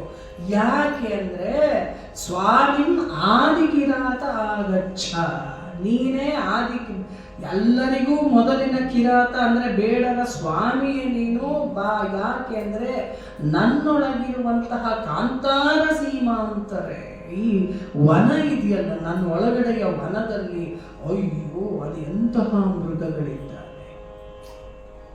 ಈಗ ಇಲ್ಲಿ ಕೂತಿರೋ ನಿಮ್ಮನ್ನೆಲ್ಲ ಹೊಡೆದು ಹಾಕೋದು ತುಂಬಾ ಸುಲಭ. ಕಣ್ಣಿಗೆ ಕಾಣ್ತೀರಾ, ಕೈಯಿಗೆ ಸಿಗ್ತೀರಾ, ಸ್ಪರ್ಶಕ್ಕೆ ದಕ್ತೀರಿ. ಒಳಗಡೆ ಇರೋರು ಹಿಂಗೆ ಹೊಡೆಯೋದು, ಅದನ್ನು ಹೊಡಿಲೇಬೇಕಲ್ಲ. ಅದಕ್ಕೆ ಹರಿದಾಸರು ಹೇಳಿದ್ದು, ಸ್ನಾನ ಮಾಡಿರೋ ಜ್ಞಾನ ತೀರ್ಥದಲ್ಲಿ. ಆಗಲ್ಲ, ಇನ್ನು ಯಾವುದರಲ್ಲೂ ಆಗಲ್ಲ. ಇಲ್ಲಿ ಶಂಕರರು ಪ್ರಾರ್ಥನೆ ಮಾಡಿದ್ದು ಶಿವನನ್ನ, ನೀನು ಬಾ ಆಗಚ್ಚ ಸ್ವಾಮಿನ್ ಆದಿಕಿರಾತ. ಇಲ್ಲಿ ಏನೇನಿದೆ, ಮಾತ್ಸರ್ಯ, ಮೋಹದಾಯ, ಮೃಗ, ಇವೆಲ್ಲವೂ ನನ್ನ ಒಳಗಡೆ ಇದೆ. ನನ್ನ ಒಳಗಡೆಗೆ ನಾನು ಬೇಟೆ ಆಡಕ್ಕೆ ಆಗಲ್ಲ. ಅವಿವೆ ಅಂತ ಗೊತ್ತು ನನಗೆ. ಅವುಗಳ ಸಾಂಗತ್ಯ ನನಗೆ ಪ್ರಿಯವಾಗಿಬಿಡುತ್ತೆ ತುಂಬ ಸರಿ. ಆದ್ರಿಂದ ನೀನೇ ಒಳಗೆ ಬಂದು ಮೈಯೇವ ವಾಸಂ ಕುರು ಗಿರೀಶಭೋ, ನೀನು ಬಂದು ಕುತ್ಕೋಬೇಕು. ನೀವು ಇಡೀ ಶಿವಾನಂದ ಲಹರಿ ಓದಬೇಕು. ಒಂದೊಂದು ಶ್ಲೋಕವೂ ಅದು ಹೇಗಿದೆ ಅಂತ ಹೇಳಿ ಅಂದರೆ ಅವರ ಪ್ರಾರ್ಥನೆ ತುಂಬ ದೊಡ್ಡದು. ನೀನಿಲ್ಲಿ ವಾಸ ಮಾಡಿದಾಗ ಮಾತ್ರ ಈ ಮೃಗಗಳನ್ನು ಹೊಡೆಯೋದಿಕ್ಕೆ ಸಾಧ್ಯ. ಇದೇ ದೃಷ್ಟಿಗೆ ಅರ್ಜುನ ಬಂದ ಪ್ರಶ್ನೆ ಮಾಡ್ಕೋತಾನೆ. ಎಂಥ ಪ್ರಶ್ನೆ! ಈಗ ಇವತ್ತಿನ ಸೈಕಾಲಜಿ ಹೊರಗಡೆ ಬಂದು ಮಾತಾಡ್ತಾ ಇದೆಯಲ್ಲ, ಸೆಲ್ಫ್ ಅನಾಲಿಸಿಸ್ ಅಂತ ಹೇಳಿ, ಇದನ್ನೆಲ್ಲ ಆವತ್ತಿನ ಕಾಲದಲ್ಲೇ ಮಾಡಿದ್ರು. ಶಿವಾನಂದ ಲಹರಿ ಅಥವಾ ಇನ್ನೊಂಚು ಹಿಂದಕ್ಕೂ ಹೋಗ್ಬಿಡ್ಬೋದು. ಇಂಡಿಯನ್ ಸೈಕಾಲಜಿಯ ಪ್ರಕಾರ ಪ್ರಶ್ನೆ, ಈತ ದಿಟಕ್ಕೆ ಪುಳಿಂದನೇ ಮೊದಲನೇದು. ಈಗ ಅವನೇ ಪ್ರಶ್ನೆ ಹಾಕೊಳ್ತಾ ಇದ್ದಾನೆ, ನನ್ನನ್ನು ಗೆಲ್ತಿದ್ದಾನೆ ಅಂದ್ರೆ ಇವನು ಬೇಡ ಆಗಿರೋದಕ್ಕೆ ಸಾಧ್ಯ ಇಲ್ಲ. ವಿಖ್ಯಾತ ನರ ತಾನಲ್ಲದೆ. ಹಾಗಿದ್ರೆ ಇಲ್ಲಿವರೆಗೆ ಜನ ಹೊಗಳಿದ್ದು ನನ್ನನ್ನ, ಏನು ಅದ್ಭುತ ಅರ್ಜುನ ಅಂತ. ಅದು ನಾನು ಹೌದೋ ಅಲ್ವೋ, ಅಥವಾ ಭ್ರಮೇಲಿ ಬದುಕಿದ್ದ ಏನಾದರೂ? ನಾನು ದಿಟವಾಗಿ ನಾನು ಪಾರ್ಥನೆ ನಿಧಾನಿಸ ಶಬರನಿವನಲ್ಲ. ನಾನು ಪ್ರಾರ್ಥನೆ ಆದ್ರೆ ಇವನನ್ನು ಗೆಲ್ಲಬೇಕಾಗಿತ್ತು. ಗೆಲ್ಲಕ್ಕಾಗಿಲ್ಲ ಅಂದ್ರೆ ಇವನು ಶಬರನಲ್ಲ. ಹಾಗಾಗಿ ಈ ಪಲ್ಲಟವಾದ ಮೇಲೆ ಕುಂತಿ ತನುಜ ತಾನಂದ ನಿಶ್ಚಯವೆನ್ನುತ್ತ ಈಗ ಪೂರ್ತಿಯಾಗಿ ಅರ್ಥ ಮಾಡ್ಕೊಳ್ತಾರೆ. ಅದರ ಜೊತೆಗೆ ನಾನು ಆಯ್ಕೆ ಮಾಡ್ಕೊಂಡು ಬಂದಿದ್ದ ಯಾತಕ್ಕೆ, ಶಿವನನ್ನ ಕಾಣಬೇಕು ಅಂತ. ನನಗೆ ಇದೆಲ್ಲ ಯಾಕೆ ಬೇಕಾಗಿತ್ತು? ಈ ಗೋಪಿ ಲೋಲ ಇದ್ದಾನಲ್ಲ, ಅವನ ರಹಸ್ಯ ಮಾಯಾಸ ತಂತ್ರದಲ್ಲಿ ಇದು ಒಂದು ಭಾಗವ. ಅವನನ್ನು ನಂಬಕ್ಕಾಗಲ್ಲ ನಾವು. ಎಲ್ಲಿ ಯಾವಾಗ ಏನು ಮಾಡ್ತಾರೋ ಗೊತ್ತಿಲ್ಲ ಅಂತ ಹೇಳಿ ಇನ್ನೂ ಒಂದು ಯೋಚನೆ ಮಾಡ. ಹಂದಿ ಏತಕ್ಕೆ ತನಗೆ ಬನದ ಪುಳಿಂದದಲ್ಲಿ ಸೆಣಸಾಗಲೇಕೆ? ಹಂದಿ ಯಾಕೆ ಬಂತು? ಫಸ್ಟ್ ಕ್ವಶನ್ ಇದೆ. ಹಂದಿ ಯಾಕೆ ಬಂತು? ಇವನ್ ಜೊತೆಗೆ ನಾನು ಯಾಕೆ ಜಗಳ ಆಡಿದೆ? ಬಹಳ ಮರ್ಯಾದೆಗೆ ಮರದ ಕೆಳಗಡೆ ಕೂತ್ಕೊಂಡು ತಪಸ್ ಮಾಡ್ತಿದ್ದೆ. ಮತ್ತೆ ನಾವು ಪುಳಿಂದ ಈ ಹೊತ್ತನಲ್ಲಿ ಮಾನ್ಯನಾದ, ನಾವು ಅಮಾನ್ಯನಾದೆವು. ಹಾಗಿದ್ರೆ ಇಷ್ಟರ ಮಟ್ಟಿಗೆ ಮನಸ್ಸು ಸಂಚಲನ ಆಯಿತು ಅಂದರೆ ಇಂದು ಮೌಢ್ಯ ಉಪೇಕ್ಷೆಯು ತಾನಿಂದು ಶಿವಪದದ ಭಕ್ತಿ ಶೂನ್ಯನಾದನ ಏನಾಯಿತು ಅಂತ ಹೇಳಿ ಅರ್ಜುನ ಯೋಚನೆ ಮಾಡ್ತಾ ಇದ್ದಾನೆ. ಇವಾಗ ಏನೀಗ ಆ ಅರ್ಥ ಆಗಿದ್ದು ಕಿರಾತ ಸಾಮಾನ್ಯ ಕಿರಾತ ಬಂದವನು ಸಾಮಾನ್ಯ ಕಿರಾತನಲ್ಲ. ಹಾಗಿದ್ರೆ ಇವನು ಯಾರು ಅನ್ನೋದು ನನ್ನ ಪ್ರಜ್ಞೆಗೆ ಗೊತ್ತಾಗ್ತಾ ಇಲ್ಲ. ಇಲ್ಲಿಯವರೆಗೆ ನಾನೇನು ಅಂದ್ಕೊಂಡಿದ್ದೆ, ನನ್ನ ವಿವೇಕ ಎಷ್ಟು ದೊಡ್ಡದು ಅಂದರೆ ನಾನು ಏನನ್ನ ಬೇಕಾದರೂ ಕೂಡ ಅರ್ಥ ಮಾಡಿಕೊಳ್ಳಬಲ್ಲೆ ಅನ್ನುವ ಮಟ್ಟದಲ್ಲಿದ್ದೆ. ಅದು ಸುಳ್ಳು, ನನಗೆ ಅರ್ಥ ಆಗ್ತಾ ಇಲ್ಲ. ಹಾಗಿದ್ರೆ ಏನು ಮಾಡಬೇಕು ಅಂತ ಹೇಳಿ ಕೊನೆಗೆ ವಿವೇಕ ಸಿರಿಯ ಕಟಾಕ್ಷ ಚಿತ್ತಕ್ಕೆ ಮಾರಿದನು ನನ್ನ. ಈಗ ಪುನಃ ಬಂತು ವಿವೇಕ. ಇದಕ್ಕೆ ಏನು ಮಾಡಬೇಕಾಗಿದ್ರೆ, ನಾನು ಯಾರನ್ನ ಕುರಿತು ತಪಸ್ಸು ಮಾಡಿದ್ದೆನೋ ಅವನನ್ನೇ ಮೊರೆ ಹೊಕ್ಕರೆ ಅವ ತಿಳಿಸುತ್ತಾನೆ. ಹಾಗಾಗಿ ಮತ್ತೆ ಶಿವನನ್ನೇ ಮರೆತು ಹೋದ ಶಿವನನ್ನ ಎಳ್ಕೊಂಡ್ಬರ್ತಿದ್ದಾನೆ ಮನಸ್ಸಿನೊಳಕ್ಕೆ. ಎದುರಿಗಿರೋ ಶಿವ ಇನ್ನೂ ಶಿವ ಅಂತ ಕಾಣ್ತಾ ಇಲ್ಲ. ಕೊನೆಗೆ ಎಲ್ಲಿಂದ ಈಶ್ವರನ್ ತರೋದು ಆ ಕಾಡಿನಲ್ಲಿ? ಶಿವ ಬೇಕಲ್ಲ. ಈಗ ನಿರಾಕಾರ ಶಿವನನ್ನ ಪ್ರಾರ್ಥನೆ ಮಾಡ್ತಿದ್ದವನು ಇವಾಗ ಸಾಕಾರನಾಗಿ ಎದುರುಗಡೆಗೆ ನಿಂತಿದ್ರು ಅದರ್ಥವಾಗದೆ ಇನ್ನೊಂದು ಲಿಂಗವನ್ನ ಪ್ರತಿಷ್ಠಾಪನೆ ಮಾಡಕ್ಕೆ ಹೊರಟವನು ಈ ಅರ್ಜುನ ಮಣಲ ಲಿಂಗವ ಮಾಡಿದನು. ನಿರ್ಗುಣದ ಸಗುಣಾರಾಧನೆಯ ಮಣಲ ಲಿಂಗವ ಮಾಡಿದನು. ಮನ್ನಡೆಗಳಲ್ಲಿ ವಿಸ್ತರಿಸಿದನು ವಿವಿಧಾಗಮೋಕ್ತದಲ್ಲಿ. ಕಣಗಿಲೆಯ ಬಂದುಗೆಯ ಕಕ್ಕೆಯ ಸಣಬಸರಿಸದ ಕುಸುಮದಲ್ಲಿ ರಿಪುಗಣ ಭಯಂಕರ ನರ್ಚಿಸಿದನು. ಅಂಧಾಸುರಾಂತಕನಾಗ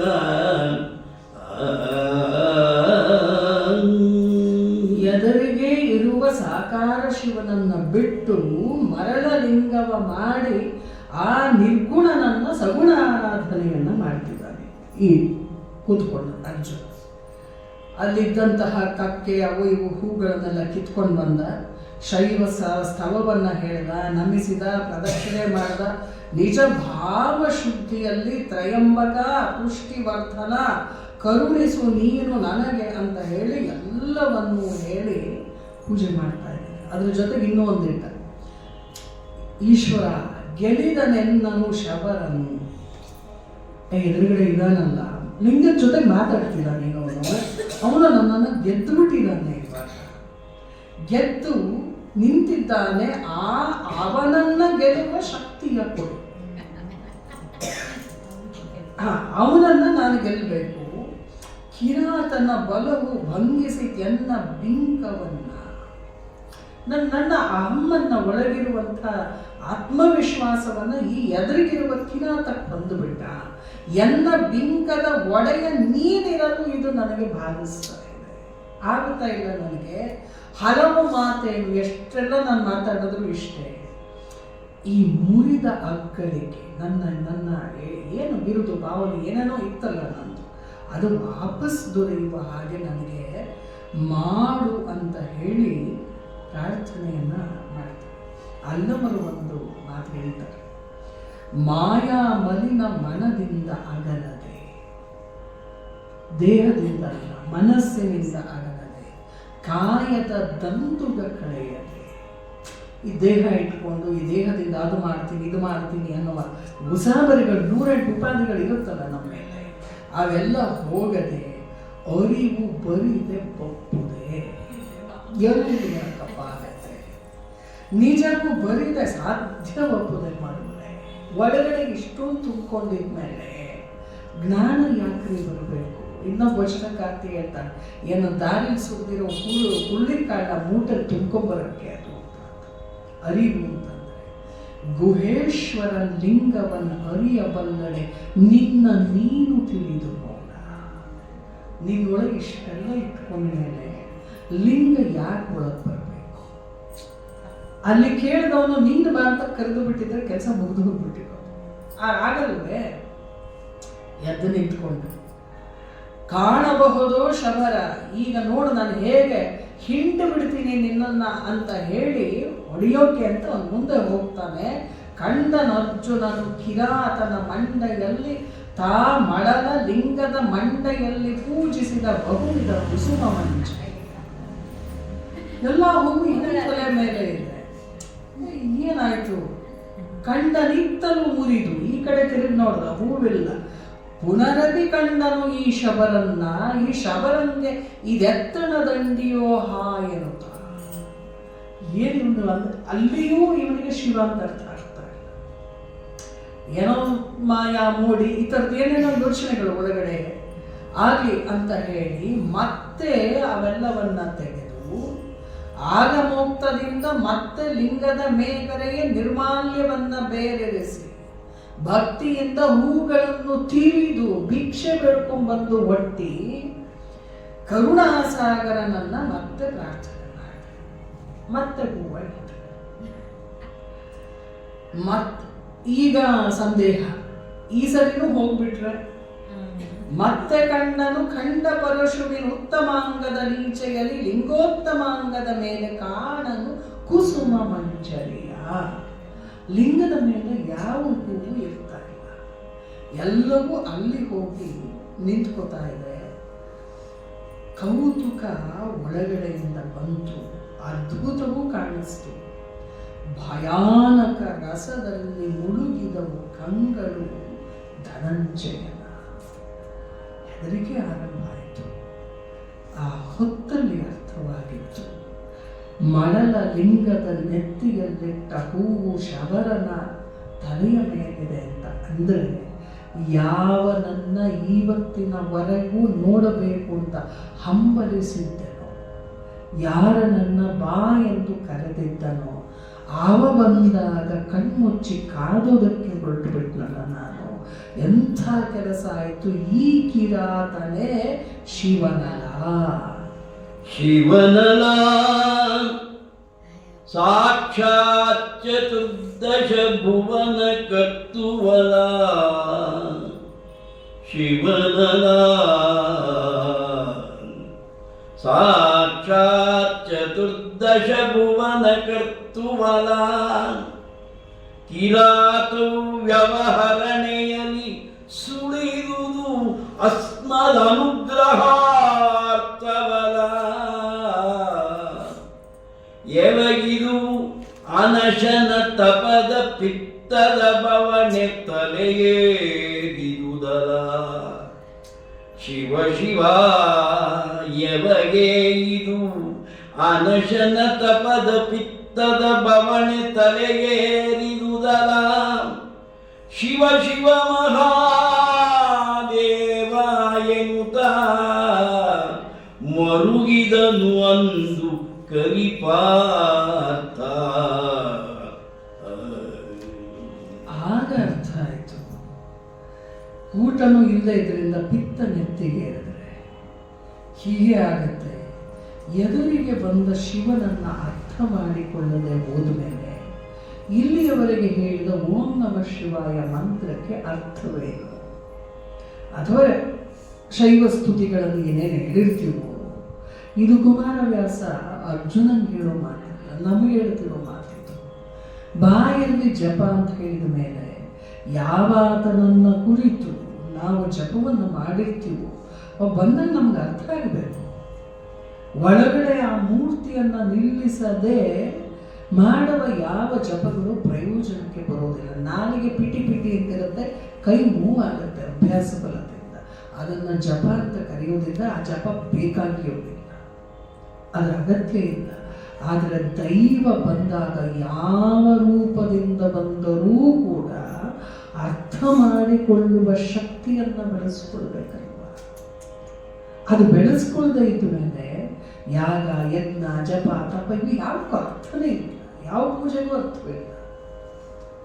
ಎಲ್ಲ ಅಲ್ಲಿ ಮಾಡಿ ಅದೇ ನಿಜ ಎದುರಿಗೆ ಬಂದು ನಿಂತಾಗ ಪಕ್ಕಕ್ಕೆ ಸರಿಸ್ಬಿಟ್ರೆ ಪ್ರಯೋಜನ ಏನು? ಅರ್ಜುನನಿಗೆ ಅರ್ಥವಾಯಿತು. ಉದಿರದವು ನೇತ್ರ, ಮೂಢತೆ, ಬಿಂಕ, ಹೆದರಿಕೆ ಎಲ್ಲ ಒಟ್ಟಿಗೆ ಬಂದು ಹೊರಳ್ತಾ ಇದ್ದಾನೆ ಆ ಧೂಳಿನಲ್ಲಿ. ಎಲ್ಲ ನೆನಪಾಗ್ತಿದೆ ಏನೇನು ಮಾಡಿದ್ದೆ ಅಂತ.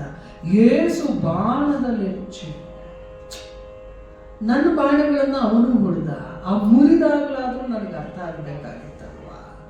ಮತ್ತೆ ಮಂತ್ರಾಸ್ತ್ರಗಳನ್ನ ಬಿಟ್ಟಾಗ ಕಳುಹಿದೆ ನಾನು ಅವೆಲ್ಲವನ್ನ, ನುಂಗಿಬಿಟ್ಟ ಈಶ್ವರ. ಆವಾಗ ಅರಿದೇನೆ, ಆವಾಗಲೂ ಅರ್ಥ ಇಲ್ಲ.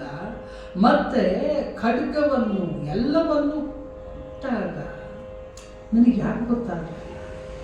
ಹಿಂದೆ ಏಸು ಜನ್ಮದ ಜಾಡ್ಯ ಜವನಿಕೆಯಾಯಿತು, ತೆರೆ ಬಂದು ಬಿಡ್ತಲ್ವ. ಯಾವ್ಯಾವ ಜನ್ಮದ ಅಜ್ಞಾನಗಳಿತ್ತಲ್ಲ ಅವೆಲ್ಲವೂ ತೆರೆ ಹಿಡಿದು ಬಿಡ್ತು. ಯಾರ ಜೊತೆಗೆ ನನ್ನ ಈ ಯುದ್ಧ? ಅವನನ್ನು ಜಪಯಜ್ಞದಲ್ಲಿ ಸಂಭಾವಿಸುವರು, ಅವನ ಪದಾಂಬುಜ ಸೇವೆಯಲ್ಲಿ ಸನಗಾದಿಗಳು ಧನ್ಯ. ಎಷ್ಟು ದೊಡ್ಡವನು ಅಂಥವನನ್ನ ಯಾರೊಬ್ಬ ನಾದ ಬಿಂದು ಕಲಾ ವಿಶೇಷ ಅತೀತನೋ ಅವನೊಡನೆ ಸಮರಕ್ಕೆ ಸೆಣೆಸೆತೇವೆ ನಾವು. ಯಾರ ಜೊತೆ? ಬಸವಣ್ಣನವ್ರದೊಂದು ಮಾತಿದೆ ಇದಕ್ಕೆ. ಅಹಂಕಾರ ಮನವ ನಿಂಬುಗೊಂಬಲ್ಲಿ ಲಿಂಗ ತಾನಲ್ಲಿ ಬಪ್ಪುತ್ತೆ. ಅದಕ್ಕೆ ನಮಗೆ ಎಲ್ಲ ಅಚ್ಚುಕಟ್ಟಾಗಿರ್ಬೇಕಲ್ವಾ. ಕುರ್ಚಿ ಚೆನ್ನಾಗಿರ್ಬೇಕು, ಎಲ್ಲ ಶುಭ್ರವಾಗಿ ಗುಡಿಸಿರ್ಬೇಕು, ಒರೆಸಿರ್ಬೇಕು, ಅವಾಗ ಮಾತ್ರ ನಾವು ಬಂದು ಕೂತ್ಕೋತೀವಿ. ಹೀಗೆ ಕಸ ಕೊಳೆ ಇದ್ರೆ ನಮ್ಮ ಮೂಗು ಮುಖ ಎಲ್ಲ ಬೇರೆ ಥರ ಆಗುತ್ತೆ, ಕೂರಕ್ಕಾಗೋದಿಲ್ಲ. ನಮ್ಮಂಥವರನ್ನ ಸೃಷ್ಟಿ ಮಾಡಿರುವವನಿಗೆ ಕೊಳಕಿನ ಜಾಗದಲ್ಲಿ ಕರೆದ್ರೆ ಅವನು ಯಾಕೆ ಬರ್ತಾನೆ? ಯಾಕೆ ಬರಬೇಕು? ಅಹಂಕಾರ ಮನವ ನಿಂಬುಗೊಂಬಲ್ಲಿ ಲಿಂಗ ತಾನಲ್ಲಿ ಬರ್ತದೆ. ಅಹಂಕಾರ ರಹಿತ ನಾದಲ್ಲಿ ಸನ್ನಿಹಿತ ಕಾಣ ಕೂಡಲ ಸಂಗಮ ದೇವ. ಹೋಯ್ತು ಅಹಂಕಾರ, ತಂತಾನೆ ಬದುಕೋದು ಬರ್ತಾನೆ. ಗುಡಿಸ್ಬೇಕಲ್ಲ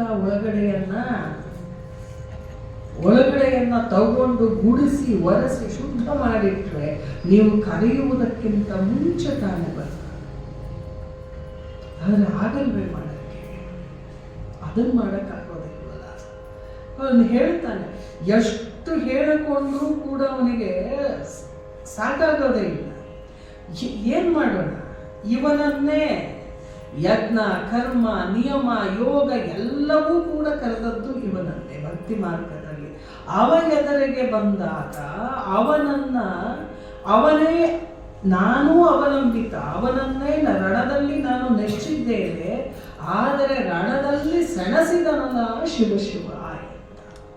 ಎಷ್ಟು ಅಳಲ್ಕೊಂಡ್ರೂ ಅವನಿಗೆ ಆಗ್ತಾ ಇಲ್ಲ. ಲೋಕ ಅವನ ಮಾಯೆಯಿಂದ ನಡೀತಾ ಇದೆ. ಅವನ ಎದುರಿಗೆ ಬಂದಾಗ ನನಗೆ ಅರ್ಥ ಆಗಿಲ್ಲ ಅಂದ್ರೆ ಯಾವುದರ ಜೊತೆಗೆ ನನ್ನ ಹೋರಾಟ? ಜಗದ ಏಕದೈವದ ಕೂಡೆ ತೋಟಿಯ ಶಿವ ಅವನೊಬ್ಬನೇ ಇರುವುದು ಮಹಾದೇವ ಅಂತ. ಅವನ ಜೊತೆಗೆ ನನ್ನ ಸೆಣಸಾಟವ ಅಂತ ಹೇಳಿ ಎಷ್ಟು ಕೂಡ ಹೇಳ್ತಾನೆ ಅಂದ್ರೆ ಏನ್ ಹೇಳಕ್ಕೂ ಅವನಿಗಾಗ್ತಾ ಇಲ್ಲ. ಅಕಾರ ಉಕಾರ ವಿಮಲ ಮಕಾರ ಯುಕ್ತನು. ಆಕಾರ ಉಕಾರ ವಿಮಲ ಮಕಾರ ಯುಕ್ತೇಕಾಕ್ಷರದ ವಿಸ್ತಾರಿಯಾವನು. ಆಕಾರ ಉಕಾರ ವಿಮಲ ಮಕಾರ ಯುಕ್ತೇಕಾಕ್ಷರದ ವಿಸ್ತಾರಿಯಾವನು. ಅಮಾತೃಕಾಕ್ಷರ ರೂಪನಕ್ಷಯನು. ಆರು ವಾಂಗ್ಮಯನು, ಆರು ವಾಚೋ ದೂರನು, ಆರು ವಚೋ ನಿಯಾಮಕನು. ಆರವನ ಕೂಡೆ ಯವಗೆ ಕಲಗವೇ ಶಿವ ಎಂದ. ಅಲ್ಲಿ ಪ್ರಶ್ನೆ ಬಂದ್ಬಿಡುತ್ತೆ, ನಾವೇನು ಓಂಕಾರ ಅಂತ ಹೇಳ್ತೀವಿ ಅದು ಇವನೇ, ಅಕ್ಷರ ರೂಪ ಇವನೇ. ಯಾಕಂದ್ರೆ ಅಲ್ಲಿಂದನೇ ಹೇಳುವ ಕೇಳುವ ಎಲ್ಲವೂ ಕೂಡ ನೀವು ಹೇಳ್ತೀರಿ ದಕ್ಷಿಣಾಮೂರ್ತಿ ಸ್ತೋತ್ರವನ್ನೆಲ್ಲ ಅಲ್ಲೇ ಅದೆಲ್ಲವೂ ಆರಂಭ ಆಗಿತ್ತು. ಧ್ಯಾನ ಅಂದರೆ ನಮಗೆ ಗೊತ್ತಿರೋದು ಈಶ್ವರ, ಧ್ಯಾನಸ್ಥ ಈಶ್ವರನೇ ನಮಗೆ ಪರಿಚಯ ಇರೋದು. ಅವನೇ ಅಕ್ಷಯನವನು, ವಾಂಗ್ಮಯವೂ ಅವನೇ, ವಾಚೋ ವಿದಾರನೂ ಕೂಡ ಅವನೇ. ಅಂತಹವನ ಜೊತೆಗೆ ನಮಗೆ ಕಲಹವೇ ಅಂತ ಹೇಳಿ ಅನ್ಕೋತಾನೆ, ನಾನೆಲ್ಲಿ ಈಶ್ವರ, ನಂಗಿರೋದು ಎರಡೇ ಕಣ್ಣು, ಅವನು ವಿಶ್ವತಶ್ಚಕ್ಷು. ಯಮಗೆರಡು ಕಣ್ಣು ವಿಶ್ವತೋ ಚಕ್ಷುವಿನೊಡನೆ ಸಕ್ರೋಧದ ಋಷನವು. ಯಮಗೆರಡು ಭುಜ ವಿಶ್ವತೋ ಭುಜನೊಡನೆ ಸಂಗ್ರಾಮ. ಭುವನ ಚರಣನ ವಿಶ್ವತೋ ಮುಖ ಶಿವನ. ನಮ್ಮೀ ಕಾಲು ನಾಲಗೆ ಅವಗಡಿಸಿ ಗೆಲ್ಲಲಾವು ಸಮರ್ಥರೇ. ಶಿವ ಶಿವ ವಿಶ್ವತೋ ಮುಖ ಶಿವನ. ನಮ್ಮೀ ಕಾಲು ನಾಲಗೆಯವಗಡಿಸಿ ಗೆಲ್ಲಲಾವು ಸಮರ್ಥರೇ. ಶಿವ ಶಿವ ಎಂದ. ಒಳ್ಳೆ ಪದ್ಯ ಇದು ಅಂದರೆ ಋಗ್ವೇದದ ಮಂತ್ರ ಇದು. ವಿಶ್ವತಶ್ಚಕ್ಷುರುತಃ ವಿಶ್ವತೋ ಬಾಹು ಅನ್ನುವಂಥದ್ದು. ಅದನ್ನು ಇಟ್ಕೊಂಡು ಬಸವಣ್ಣವರು ಒಂದು ಪದ್ಯ ಬಂದಿದ್ದಾರೆ. ಎತ್ತತ್ತ ನೋಡಿದಡ ಅತ್ತತ್ತ ನೀನೇ ದೇವ, ಸಕಲ ವಿಸ್ತಾರದ ರೂಪು ನೀನೇ ದೇವ. ವಿಶ್ವತಶ್ಚಕ್ಷು ನೀನೇ ದೇವ, ವಿಶ್ವತಃ ಪಾದ ನೀನೇ ದೇವ. ವಿಶ್ವತೋ ಬಾಹು ನೀನೆ ದೇವ, ನೀನೆ ದೇವ ಕೂಡಲ ಸಂಗಮ ದೇವ. ಅದನ್ನು ಇನ್ನೊಂದು ಪದ್ಯ ದಾಸರಲ್ಲೂ ಕೂಡ ಇದೇ ರೀತಿಯಲ್ಲಿ ವ್ಯಕ್ತ ಆಗುತ್ತೆ. ಹರಿದಾಸರ ಪದ್ಯಗಳಲ್ಲಿ ಕೂಡ ಈ ವ್ಯತ್ಯಾಸಗಳು, ನಾನೇ ಅಧೀನ ನಾನು ಸಮಸ್ತ ಲೋಕಕ್ಕೆ ದಾನಿ ನೀನು. ಹಾಗೆ ಮಹಾಮಹಿಮ ಕೈವಲ್ಯಪತಿ ನೀನು, ಏನ ಬಲ್ಲೆನು ನಾನು ನೆರೆಸು ಜ್ಞಾನ ಮೂರ್ತಿ ನೀನು. ನಿನ್ನ ಸಮಾನರುಂಟೆ ದೇವ ರಕ್ಷಿಸು ಎಂಬಂತನವರಂತ. ಅದನ್ನು ಕುಮಾರವ್ಯಾಸ ತರ್ತಾನೆ. ನನಗೆ ಎರಡು ಕಣ್ಣು, ಯಾರ ಜೊತೆಗೆ ಯುದ್ಧ? ವಿಶ್ವಕ್ಕೆ ಕಣ್ಣಾಗಿರುವವನ ಜೊತೆಗೆ. ನಮ್ಮ ಕಣ್ಣುಗಳು ನಾವು ನೋಡ್ತಿರುವುದಿಲ್ಲ. ನಮಗೆ ಯಾವಾತ ಶಕ್ತಿಯನ್ನ, ಕೇನೋಪನಿಷತ್ತು ಕೇನಹ ಯಾವಾತನ ಶಕ್ತಿಯಿಂದ ಈ ಜಗತ್ತು ನೋಡುವುದು, ಈ ಜಗತ್ತು ಕೇಳುವುದು, ಜಗತ್ತು ನಡೆಯುವುದು ಅವನಾರು ಅನ್ನುವುದನ್ನು ಕೇನೋಪನಿಷತ್ತು ಮಾತಾಡುತ್ತೆ. ಯಾರದು, ಯಾರಿಂದ ಅಂತ ಹೇಳಿ ಇಲ್ಲಿ ಇವನು ಹೇಳ್ತಾನೆ, ಎಲ್ಲರ ಕಣ್ಣಿನ ಹಿಂದಿರುವ ಶಕ್ತಿ ಅವನ ಜೊತೆಗೆ ಸಕ್ರೋಧದನು ದರುಷಕ. ನನಗಿರೋದು ಎರಡೇ ಭುಜ, ಈ ಜಗತ್ತಿನ ಎಲ್ಲರಿಗೂ ಆಗಿರುವಂಥವನು ಅವನದೇ ಭುಜ, ವಿಶ್ವತೋ ಭುಜ. ಅವನ ಜೊತೆಗೆ ಸಂಗ್ರಾಮ. ಭುವನ ಚರಣನ ವಿಶ್ವತೋಮುಖ ಶಿವನ ನಮ್ಮ ಈ ಕಾಲು ನಾಲಿಗೆ ಗೆಲ್ಲಲು ಆವು ಸಮರ್ಥರೇ. ಎಲ್ಲಿಂದ ಸಾಧ್ಯ? ಈ ಜಗತ್ತನ್ನ ಕೂಡಿರುವವನು ಅವನೇ. ಜೀವನ ಜೊತೆಗೆ ಇರ್ತಾನೆ, ಸಮಸ್ತ ವಿಷಯದಲ್ಲಿ ಸೊಗಸನ್ನು ತಂದು ಕೊಡ್ತಾನೆ. ಅಂತಹವನ ಜೊತೆಗೆ ನಾವು ಹೆಚ್ಚಾಗಿದ್ದೇವೆ. ಅದಷ್ಟೇ ಅಲ್ಲ, ಸರಸಿಜಾಸನ, ವಿಷ್ಣು, ರುದ್ರೇಶ್ವರ, ಸದಾಶಿವರು ಎಲ್ಲರೂ ಕೂಡ ಅಲ್ಲಿಯೇ ಇರುವಂತಹ ಪರಮಶಕ್ತಿ ಅವನಂದ್ರಿಗೆ ನಮಸ್ಕರಿಸುತ್ತೋ ಅಂತಹ ಪರಮಶಿವನಲ್ಲಿ ನಾವು ಸೆಣೆಸಿದವಲ್ಲ ಅಂತ ಹೇಳಿ ಸಂಕಟಪಟ್ಟ. ಶಿವನೋಡ ಈ ಸಂಕಟನ ಶಿವನಿಗೆ ಭೋಲೇನಾಥ್ ಅಂತ ಹೇಳ್ತಾರೆ. ಭಕ್ತರ ಸಂಕಟವನ್ನು ನೋಡಕ್ಕೆ ಈಶ್ವರನ ಕೈಯಲ್ಲ, ಪರೀಕ್ಷೆ ಮಾಡಿ ಬುದ್ಧಿ ಕಲಿಸ್ತಾನೆ. ಆದರೆ ಭಕ್ತರ ಕಣ್ಣಲ್ಲಿ ನೀರು ಬಂದರೆ ತಕ್ಷಣ ಬರುವಂತಹ ದೈವ ಈಶ್ವರ. ಅರ್ಜುನನನ್ನು ನೋಡಿ ಇದನ್ನು ನಿಲ್ಲಿಸ್ಬಿಡೋಣ ಸಾಕು ಅಂತ ಹೇಳಿ ತೀರ್ಮಾನ ಮಾಡ್ತಾನೆ. ಈ ಪರಿಯಲರ್ಜುನನ ಮನದನುತಾಪವನು ಕಾಣುತ್ತಾಗ ಶಾಬಲ ರೂಪರಚನೆಯ ತೆರೆಯ ಮರೆಯಲಿ ಮೆರೆವ ಚಿನ್ಮಯದ ರೂಪನು ಅವ್ಯಾಹತ ನಿಜೋನ್ನತ ರೂಪರಸದಲ್ಲಿ ನರನ ಚಿತ್ತದ ತಾಪವಡಗಲು ತಂಪನೆರೆದನು ತರುಣ ಶಶಿಮೌಳಿ. ಇಲ್ಲಿಯವರೆಗೆ ಬೇಡನಾಗಿದ್ದಂಥ ಈಶ್ವರನಿಗೆ ಇಷ್ಟೊಂದು ಮನಸ್ಸಿನಲ್ಲಿ ಘಾಸಿ ಆದಮೇಲೆ ಎಷ್ಟೊತ್ತು ಬಿಡೋದು ಹಾಗೆ ಅಂತ ಹೇಳಿ ತನ್ನ ನಿಜೋನ್ನತ ರೂಪವನ್ನ ತೋರಿಸಿದ. ಆ ರೂಪ ರಸದಲ್ಲಿ ನರನ ಚಿತ್ತದ ತಾಪ ಬಡಗಲಿ. ಎಷ್ಟು ದೊಡ್ಡವನಾಗ್ಬಿಡ್ತಾನೆ ನೋಡಿ ಈಶ್ವರ. ಯಾವಾಗ ಆ ರೂಪ ಕಾಣುತ್ತೋ ಕ್ಲೇಶಗಳಾಗಲಿ ತಾಪಗಳಾಗಲಿ ಉಳ್ಕೊಳಕ್ಕಾಗೋದಿಲ್ಲ. ತನ್ನ ಪೂರ್ಣ ರೂಪವನ್ನ ತೋರಿಸ್ತಾನೆ ಈಶ್ವರ. ಅರಸ ಕೇಳಿ ಕಥೆ ಮುಂದುವರಿಯುತ್ತೆ ಕುಮಾರವ್ಯಾಸಂದು. ನಿಮ್ಮ ಪಾರ್ಥನ ಪರಮ ಪುಣ್ಯೋದಯವನ್ನ, ಶಿವನ ಪೂರ್ಣ ಸ್ವರೂಪವನ್ನ ಕಾಣೋದು ಎಷ್ಟು ಕಷ್ಟ, ತುಂಬ ಕಷ್ಟದ ಸಂಗತಿ ಅದು. ಪಾರ್ಥನ ಪುಣ್ಯೋದಯ ಏನಂದ್ರೆ ಕೃಷ್ಣನ ಆಶಯವೇ ಇದಾಗಿತ್ತು, ಶಿವನನ್ನ ಕಾಣಲಿ ಅವನು ಪೂರ್ತಿಯಾಗಿ ಅಂತ ಹೇಳಿ ಯಾರಿಗೂ ಶುಕ ಸನಕ ಸಿದ್ಧಾರ್ಥರಿಗೆ ಅಗೋಚರದ ನಿರುಪಮಿತ ನಿಜ ರೂಪವನ್ನು ವಿಸ್ತರಿಸಿದನು ಶಂಕರ.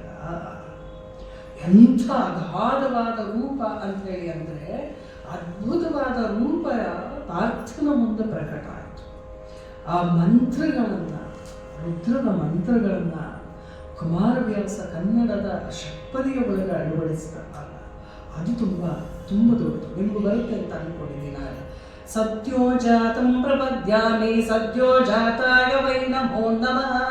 ಭವೇ ಭವೇ ನಾತಿ ಭವೇ ಭವಸ್ವಮಾಂ ಭವೋದ್ಭವಾಯ ನಮಃ.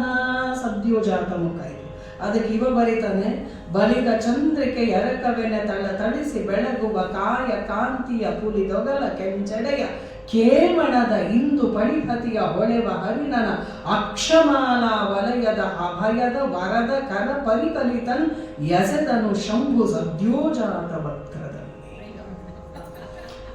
ಎಷ್ಟು ಚಂದ ಇದೆ ಅಂದ್ರೆ ಯಾವ ವಿವರಣೆಯೂ ಇಲ್ಲಿ ದಕ್ಕೋದೇ ಇಲ್ಲ. ಮುಂದಿನದು ವಾಮದೇವಾಯ ನಮೋ ಜ್ಯೇಷ್ಠಾಯ ನಮಃ ಶ್ರೇಷ್ಠಾಯ ನಮೋ ರುದ್ರಾಯ ನಮಃ ಕಾಲಾಯ ನಮಃ ಕಲವಿಕರಣಾಯ ನಮೋ ಬಲವಿಕರಣಾಯ ನಮೋ ಬಲಾಯ ನಮೋ ಬಲಪ್ರಮಥನಾಯ ನಮಃ ಸರ್ವಭೂತದಮನಾಯ ನಮೋ ಮನೋನ್ಮನಾಯ ನಮಃ. ಹೊಳೆವ ಕುಂಕುಮ ಕಾಂತಿಯಲ್ಲಿ ತಳಿಪತನು ಗಜ ಚರ್ಮದುಡುಗೆಯ ಲಲಿತ ದಂತ ಪ್ರಭಯ ದರ ಹಸಿತ ಆನನಾಂಬುಜದ ವಿಲಸಿತ ಅಭಯ ವರದ ಕರದ ಪರಿನುಳಿತ ಪರಶು ದೃಢ ಅಕ್ಷಮಾಲಾವಳಿಗಳೊಪ್ಪಿರೆ ವಾಮದೇವ ಆನನದಿ ರಂಜಿಸಿದ ಪರಮರುದ್ರ.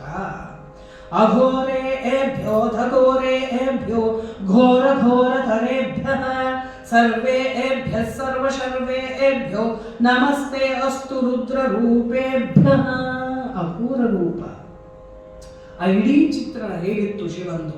ಕಾಳ ಮೇಘ ಸುವರ್ಣದ ಉರು ದಂಷ್ಟಾಳಿ ಭೀಷಣದ ಅಮಳ ಜಪಮಣಿ ಮಾಲಿಕೆಯ ಸ್ತುತಿ ಮುಖದ ಪಾಶಾಂಕುಶದ ಡಮರುಗದ ಶೂಲ ಘನ ಖಟ್ವಾಂಗ ದ್ರುಹೀಣ ಕಪಾಲ ಫಣಿವಲಯದ ಕರೋಟಿ ಮಾಲೆಯಿಂದ ಮಹಾಉಗ್ರ ನೆಸಗನ್ ಅಘೋರ ವಕ್ರದಲ್ಲಿ. ಆಮೇಲಿಂದು ಸೌಮ್ಯ ತತ್ಪುರುಷಾಯ ವಿದ್ಮಹೇ ಮಹಾದೇವಾಯ ಧೀಮಹಿ ತನ್ನೋ ರುದ್ರ ಪ್ರಚೋದಯಾತ್. ಪರಶು ಡಮರುಗ ಖಡ್ಗ ಕೇಟಕ ಶರಧನುಶೂಲದ ಕಪಾಲದ ಕರದ ರಕ್ತಾಂಬರದ ಫಣಿಪನ ಭೋಗಭೂಷಣದ ಸ್ಫುರದ ಅಘೋರದ ಅಭೇದದ ಅಭಯದ ಕರದ ಪರಶು ಮೃಗಂಗಳಲ್ಲಿ ತತ್ಪುರುಷ ಮುಖದಲ್ಲಿ ಮೆರೆದನ್ ಎರಕದ ಮಿಂಚಿನಂದದಲ್ಲಿ. ಮುಂದಿನದು ಅತ್ಯಂತ ಸೌಮ್ಯವಾದ ಸುಂದರವಾದಂತಹ ರೂಪ ಈಶಾನ್ಯ. ಈಶಾನ ಸರ್ವ ವಿದ್ಯಾನಾಂ ಈಶ್ವರ ಸರ್ವಭೂತಾನಾಂ ಬ್ರಹ್ಮಾಧಿಪತಿರ್ಬ್ರಹ್ಮಣೋಧಿಪತಿರ್ಬ್ರಹ್ಮ ಶಿವೋ ಮೇ ಅಸ್ತು ಸದಾ ಶಿವೋ. ಎಳೆಯ ಮುತ್ತಿ ಮುತ್ತಿನ ಢಾಳವನ್ನು ಮುಕ್ಕಳಿಸಿದ ಅಂಗಚ್ಛವಿಯ ಭಯ ಬರಲುಳಿತ ಜಪಮಣಿ ವೇದ ಪಾಶಾಂಕುಶದ ಡಮರುಗದ ಲಲಿತ ಕಟ್ವಾಂಗದ ಕಪಾಲದ ಹೊಳೆವ ಶೂಲದ ಕರದ ನಿಗಮಾವಳಿ ಶಿರೋಮಣಿ ಮೆರೆದನ್ ಈಶಾನ ವಕ್ರದಲ್ಲಿ ಪಂಚಮುಖದ ಈಶ್ವರ ನಿಂತಿದ್ದಾನೆ. ಬೇರೆ ಬೇರುರಿಗಣ್ಣುಗಳ ಭೂತ್ಕಾರದ ಅಹಿಬಂಧದ ಜಟಾ ಕೋಟೀರ ಭಾರದ ಮುಖ ಚತುಷ್ಟಯ ಭುಜ ಚತುಷ್ಟಯದ ವಾರಿಜಾಸನ ವಿಷ್ಣು ರುದ್ರಾಧಾರನ ಈಶ್ವರ ಪಂಚವಕ್ರಾಕಾರದಲ್ಲಿ ಶಿವ ಮೆರೆದ ಪಂಚ ಬ್ರಹ್ಮರೂಪದಲ್ಲಿ ಮತೋಗ್ಬಿಡ್ತೀವಿ. ಮಿಕ್ಕಿದೆಲ್ಲವೂ ಎಲ್ಲವೂ ಮರ್ತು ಹೋಯಿತು. ಎಲ್ಲರೂ ಕೂಡ ಬಂದು ಕೂಡ ನಿಂತು ಬರೀ ಈಶ್ವರನ ಸಂದರ್ಶನವಲ್ಲ, ಗಣಪತಿಯಿಂದ ಮೊದಲುಗೊಂಡು ಕುರುಕ್ಷೇತ್ರದ ಯುದ್ಧದ ವಿಘ್ನಗಳನ್ನು ನಾಶ ಮಾಡೋದಕ್ಕಾಗಿ ಅವನು ಆದಿ ಸ್ವಯಂ ಆದಿಶಕ್ತಿ ಬಂದಿದ್ದಾರೆ. ಅಷ್ಟೂ ಜನ ಬಂದು ನಿಂತಿದ್ದಾರೆ. ಅದನ್ನು ನೋಡಿದ ಮೇಲೆ ಭಯ ಹೋಯಿತು. ಕ್ಷಮೆ ಕೇಳಬೇಕಲ್ಲ ಸರಿ, ಕ್ಷಮಿಸುವುದು ಸರ್ವೇಶ, ಕ್ಷಮಿಸುವುದು ಸರ್ವೇಶ ಸರ್ವೋತ್ತಮ ವೃಥಾ ಸುಭಟಾಭಿಮಾನ ಪ್ರಮಿತನನು ಕ್ಷಮಿಸುವುದು ಮೋಹಾಂಧಕೂಪ ಜಲಾವಗಾಹದಲ್ಲಿ ಸ್ಥಿಮಿತನನು ಕ್ಷಮಿಸುವುದು ಸರ್ವೇಶ ದುರ್ಬೋಧ ವೇದ ಭ್ರಮಿತನನು ಕಲ್ಯಾಣ ಪದ ನಿರ್ಗಮಿತನನು ಕಾರುಣ್ಯನಿಧಿ ಕೈಗಾಯಬೇಕೆಂದ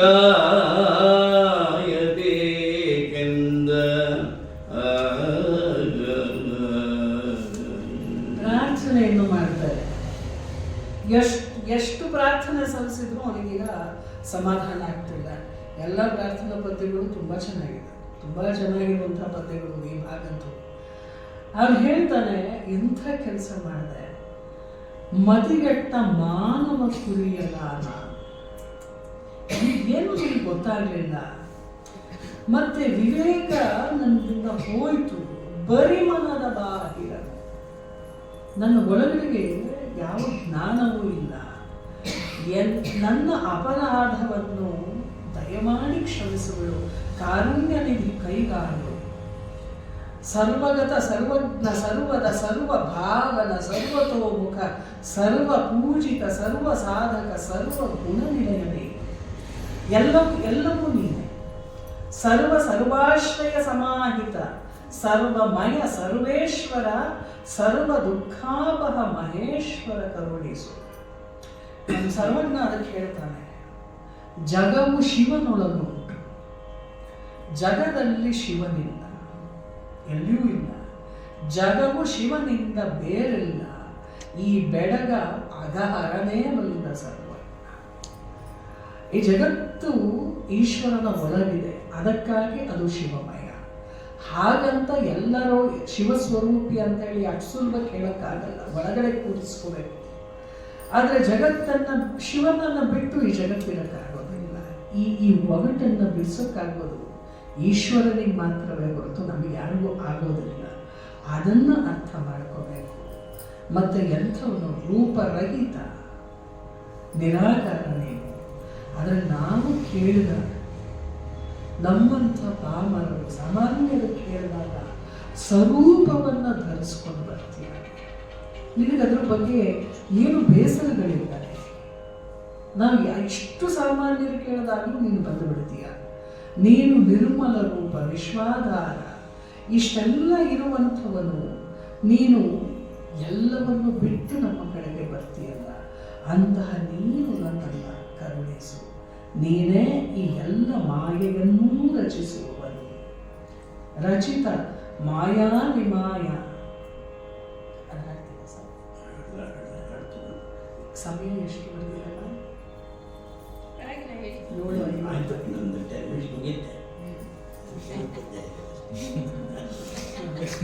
ರಚಿತ ಮಾಯಾ ವಿಮಾಯಾ ಮಾಯಾ ನಿಚಿತ ಮಾಯಾಧಾರ ಮಾಯಾ ರುಚಿರ ಮಾಯಾ ರೂಪ ಮಾಯಾಮಯ ಜಗನ್ಮಾಯಾ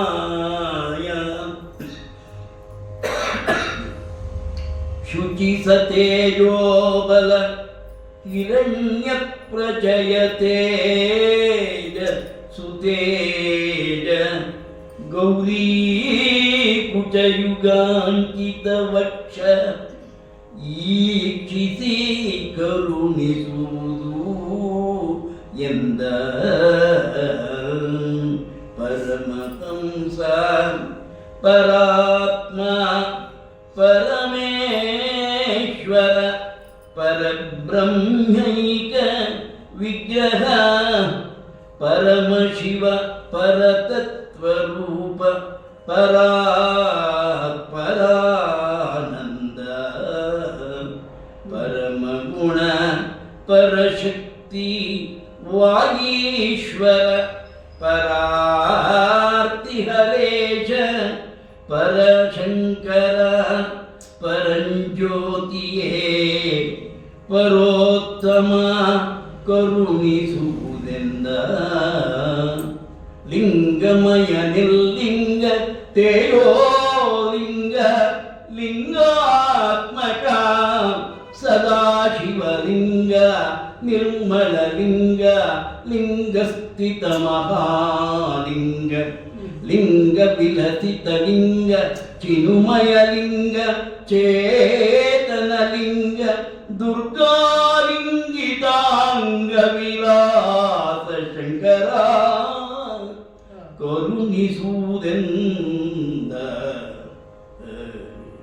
ಈ ಈಶ್ವರ ಎಷ್ಟು ಅಗಾಧವಾಗಿರುವಂಥವನು.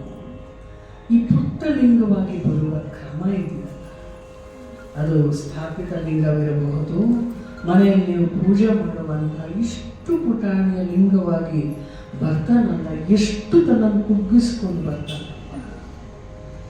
ಯಾಕಂದ್ರೆ ನಮ್ಗೆ ಅರ್ಥ ಆಗೋದೇ ಇಲ್ಲ. ಆದರೆ ನಮ್ಮ ಮಿತಿಯನ್ನು ಅವನು ಅರಿತು ಹಾಗೆ ಈ ಸ್ವರೂಪದಲ್ಲಿ ಬಂದು ಇಷ್ಟೇ, ನಿಮ್ಮ ಮಿತಿ ಇಷ್ಟ ಅಂದರೆ ಇಷ್ಟನ್ನೇ ಅರ್ಥ ಮಾಡ್ಕೊಳ್ಳಿ. ಈ ಪದ್ಯ ಎಷ್ಟು ಚೆನ್ನಾಗಿದೆ ನೋಡಿ. ಲಿಂಗಮಯ ನಿರ್ಲಿಂಗ ತೇಜೋಲಿಂಗ. ಬಸವಣ್ಣವರು ಅದನ್ನು ಕಣ್ಣೀರಿಟ್ಬಿಡ್ತಾರೆ. ಅವರು ಜಗದಗಲ ಮುಗಿಲಗಲ ಮಿಗೆಯಗಲ ನಿನ್ನಗಲ. ಯಾವ ಕಡೆಯಿಂದ ಅಳತೆ ಮಾಡೋಣಪ್ಪ ನಿನ್ನ ಆ ಅಗಾಧತೆಯನ್ನು? ಜಗದಗಲ ಮುಗಿಲಗಲ ಮಿಗೆಯಗಲ ನಿನ್ನಗಲ. ಕಾಯಲ್ಲಿ ಪಾತಾಳದಿಂದ ತತ್ತ ನಿಮ್ಮ ಶ್ರೀಚರಣ, ತಲೆ ಬ್ರಹ್ಮಾಂಡದಿಂದ ತತ್ತ ನಿನ್ನ ಶ್ರೀ ಮುಕುಟ. ಅಗಮ್ಯ ಅಗೋಚರ ಅಪ್ರತಿಮ ಲಿಂಗವೇ ಎನ್ನ ಕರಸ್ಥಲಕ್ಕೆ ಬಂದು ಚುಳುಕಾದಿದೆ ಅಯ್ಯ. ನನಗೆ ಗೊತ್ತಾಗಲ್ಲ ಅನ್ನೋ ಕಾರಣಕ್ಕಾಗಿ ಅಷ್ಟು ದೊಡ್ಡವನು ನೀನು, ಅಷ್ಟು ಎತ್ತರದವನು. ನನ್ನ ಕೈಯ ಮೇಲೆ ಚುಳುಕು ಅಂದರೆ ಪುಟಾಣಿ. ಇಷ್ಟು ಪುಟ್ಟದಾಗಿ ನನ್ನ ಅಳತೆಯಲ್ಲಿ ನಾನು ಪೂಜೆ ಮಾಡೋದಕ್ಕಾಗುವಂಥ ಲಿಂಗವಾಗಿ ಬಂದು ಕೂತ್ಕೊಂಡಿದೆಯಲ್ಲ, ನಿನ್ನ ಘನತೆ ಎಷ್ಟು ದೊಡ್ಡದಾಗತ್ತೆ ಅದನ್ನು ಅರ್ಥ ಮಾಡಿಕೊಂಡು ತುಂಬಿಸ್ಕೊಳ್ಳೋ ಶಕ್ತಿಯೂ ಇಲ್ಲ ನನ್ನ ಮನಸ್ಸಿಗೆ. ಆ ಭಾಗ ನೋಡ್ರಿ. ಚೇತನ ಲಿಂಗ ಚಿನ್ಮಯ ಲಿಂಗ ದುರ್ಗ ಆಲಿಂಗಿತ ಅಂಗ ವಿಲಾಸ ಶಂಕರ ಕರುಣಿಸು. ಇದು ಕುಮಾರವ್ಯಾಸನಿಗೆ ಮಾತ್ರ ಸಾಧ್ಯ ಆಗುವಂಥದ್ದು. ಇನ್ಯಾರ ಕೈಗೂ ಹೀಗೆ ಬರೆಯೋಕ್ಕಾಗೋದಿಲ್ಲ. ಯಾಕೆಂದ್ರೆ ಅವನಿಗೆ ಈ ಸಂದರ್ಭದಲ್ಲಿ ಕೃಷ್ಣ ಬೇರೆ ಶಿವ ಬೇರೆ ಅನ್ನುವ ಭಾವವೇ ಇಲ್ಲ ಅವನಿಗೆ. ಹಾಗಾಗಿಯೇ ಇಂಥ ಪದ್ಯಗಳು ಮೂಡಿ ಬರುವಂಥದ್ದು. ಮತ್ತೆ ಇವನು ಹೇಳ್ತಾನೆ, ನಿರವಧಿಕ ನಿರ್ಮಾಯ ನಿಸ್ಪೃಹ ನಿರುಪಮಿತ ನಿರ್ದ್ವಂದ್ವ ನಿರ್ಗುಣ ನಿರವಯವ ನಿರ್ಲೇಪ ನಿರಾಧಾರ ನಿರುಪಮ ನಿರಾಮಯ ನಿರಂತರ ನಿರವಶೇಷ ನಿರಂಗ ನಿರ್ಮಲ ನಿರತಿಶಯ ನಿಷ್ಕಳ ಮಹೇಶ್ವರ ಕರುಣಿಸು. ದಯವಿಟ್ಟು ನಾನು ಮಾಡಿದ ತಪ್ಪನ್ನು ಕ್ಷಮಿಸಿಬಿಡು. ಪಾಶುಪತವೇ ಮರೆಯಾಯಿತು, ಅದೇ ಮರೆಯಾಯಿತು. ಇಲ್ಲಿ ಭಗವಂತ ಬೇಕೇ ಹೊರತು ಮಿಕ್ಕಿದ್ದೆಲ್ಲ ಸೆಕೆಂಡರಿ. ಅವನು ಬೇಕು ನನಗೆ. ಹರನೆ ಗಂಗಾಧರನೆ ಗಿರಿಜಾವರನೆ. ಹರನೆ ಗಂಗಾಧರನೆ ಗಿರಿಜಾವರನೆ ಶಶಿಶೇಖರನೆ ದಕ್ಷಾಧ್ವರಹರನೆ ಶಂಕರನೆ ನಿಜ ಭಕ್ತರ ಮನೋಹರನೆ ಕರುಣಿಸುವುದು ಉದ್ಧರಿಸುವುದು ಸಂಹರಿಸು ಮತ್ಪರಿಭವವನು ಎಂದು ಉರುತರದ ಭಕ್ತಿಯಲಂದು ಸೈಗೆಡೆದಿದ್ದನು ಆಪಾರ್ಥ.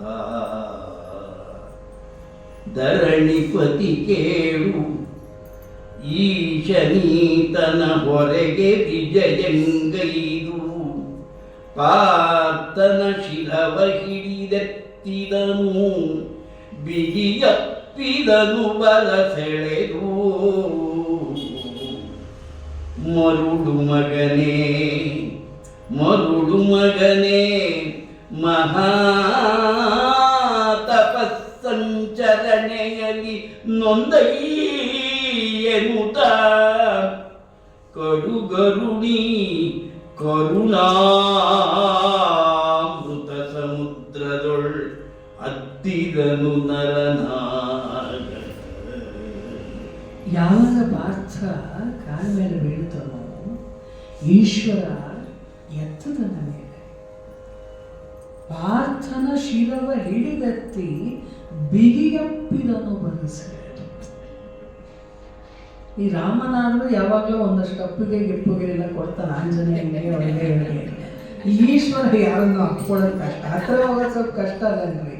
ಒಂದು ಕಡೆಗೆ ಚರ್ಮ, ಆ ಕಡೆ ಹಾವು, ಮೇಲ್ಗಡೆ ಚಂದ್ರ, ಇಂಥವನ್ನ ಅಪ್ಕೊಳ್ಳೋದು ಹೀಗೆ ಕಷ್ಟವೇ ಸ್ವಲ್ಪ. ಹಾಗಾಗಿ ಪಾರ್ಥನನ್ನ ಬಿಗಿಗಪ್ಪಿದನು. ಮಹಾ ತಪಸ್ಸಿನ ನನ್ನ ನೋಡಬೇಕು ಅನ್ನುವ ತಪಸ್ಸಿನ ಆಚರಣೆಯಲ್ಲಿ ನೊಂದು ಬಿಟ್ಟಿಯೇನೋ ಅರ್ಜುನ ಅಂತ ಹೇಳಿ ಮೈದಡವಿ ಕರುಣಾಮೃತ ಸಮುದ್ರದಲ್ಲಿ ಅತ್ತಿದನು. ನನ್ನ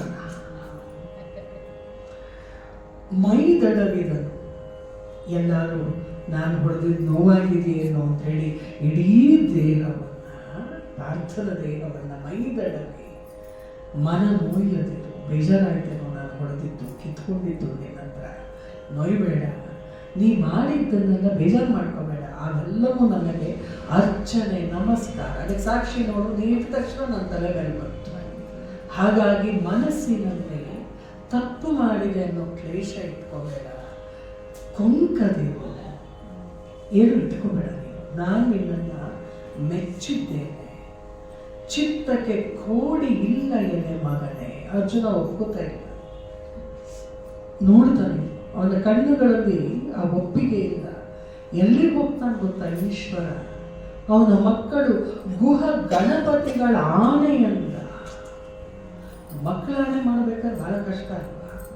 ತೀರಾ ಕೈ ಮೀರುವ ಸಂದರ್ಭದಲ್ಲಿ ಹೇಳೋದು. ಅವನು ಹೇಳ್ತಾನೆ ಈಶ್ವರ, ಕೊಂಕದಿರು, ಚಿತ್ತಕ್ಕೆ ಕೋಡಿ ಇಲ್ಲ, ಗುಹ ಗಣಪತಿಗಳ ಆಣೆ. ಯಾಕೆ ಅನ್ಕೋತೀಯ? ನರನು ನೀ ಪೂರ್ವದಲ್ಲಿ, ನರನು ನೀ ಪೂರ್ವದಲ್ಲಿ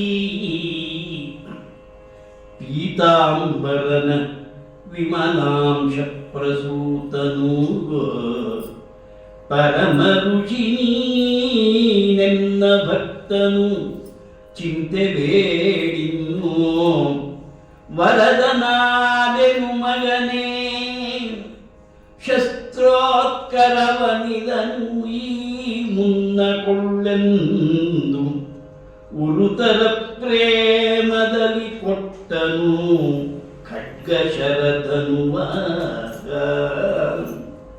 ಸಲ್ಲಿಸುವೆನು ನೀ ಬೇಡಿದುದ ಸಲ್ಲಿಸುವೆನು ನೀ ಬೇಡಿದುದ ನಿಷ್ಕರಿತವು ಅಂಜದಿರು ಇನ್ನೂ ಸಾಕೆನೆ ಸುಲಭ ನೀ ಭಕ್ತರಿಗೆ ಭಯವಿನ್ನೇಕೆ ನಮಗೆ ನುತಾನ ಸಗಿಸು ಪಾಶುಪತಾಸ್ತ್ರವನು ವೆಗ್ಗಳದ ಬೊಮ್ಮ ಶಿರೋಸ್ತ್ರವನು ಕೈಗೊಳಿಸುವುದು ಕೃಪೆಯುಳ್ಳೊಡೆ ಎಂದನು ನಗುತ ಕಲಿಪಾತ. ಈಶ್ವರ ಹೇಳ್ತಾನೆ, ನೀನು ಯಾರು? ನನ್ನ ಭಕ್ತನೇ.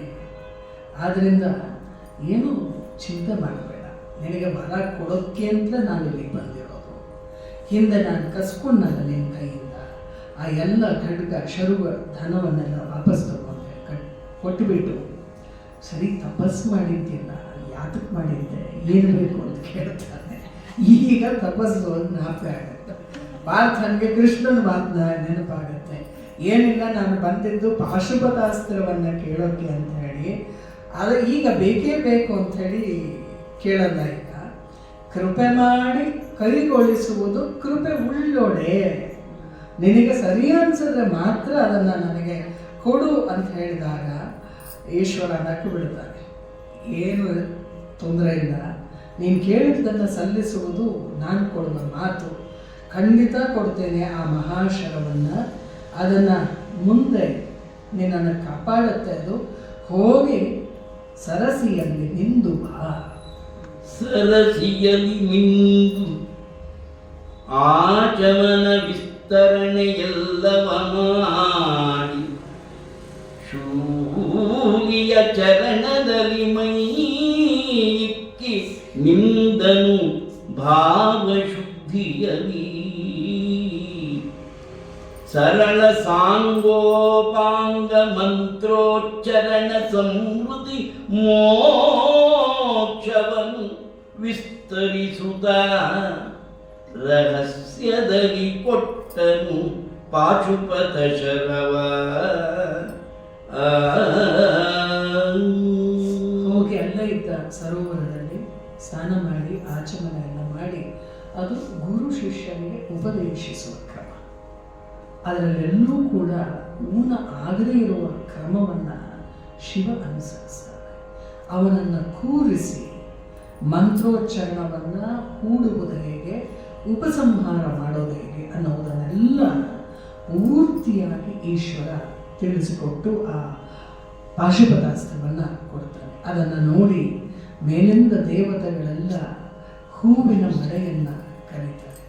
ಅವನು ಅಂದ್ಕೊಳ್ತಾನೆ, ಬಂದದ್ದು ಶಿವನ ನೋಡಿ ಪಾಶುಪತಾಸ್ತ್ರವನ್ನು ತಗೊಳ್ಳೋಕ್ಕೆ, ಆದರೆ ನಾನು ನೋಡ್ತಿರೋದೇನು ಸುರರು, ಮುನೀಶ್ವರರು, ವೇದ ಮಂತ್ರೋಚ್ಚಾರಣೆ, ನಾದ, ಗರುಡ, ಗಂಧರ್ವರು ಎಲ್ಲರೂ ಕೂಡ ಬಂದು ನಿಂತಿದ್ದಾರೆ.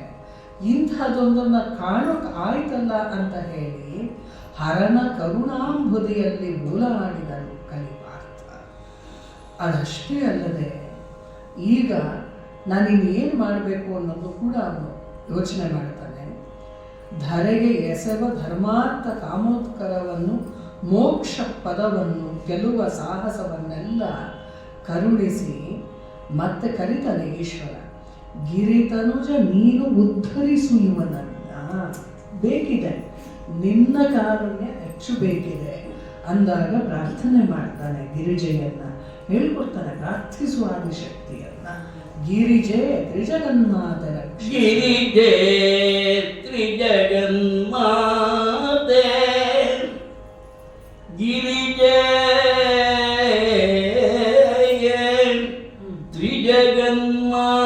ತ್ರಿಜಗನ್ಮಾತೆ ರಕ್ಷಿಸು, ಪರಮ ಕರುಣಾಮೂರ್ತಿ ಜಗದೊಳು ಸಿರಿ ಸರಸ್ವತಿ ಚಂಡಿ ದುರ್ಗೆಯಲೆಂಬ ನಾಮದಲ್ಲಿ ಚರಿಸುತ್ತಿಹ ನಿನ್ನೇಕಮೂರ್ತಿಯ ಪರಿಯನು ಅರಿವವರಾರೆನುತ ತಚ್ಚರಣಯುಗಳ ಕೆರಗಿ ಪುಳಕಿತನಾದನು. ಆ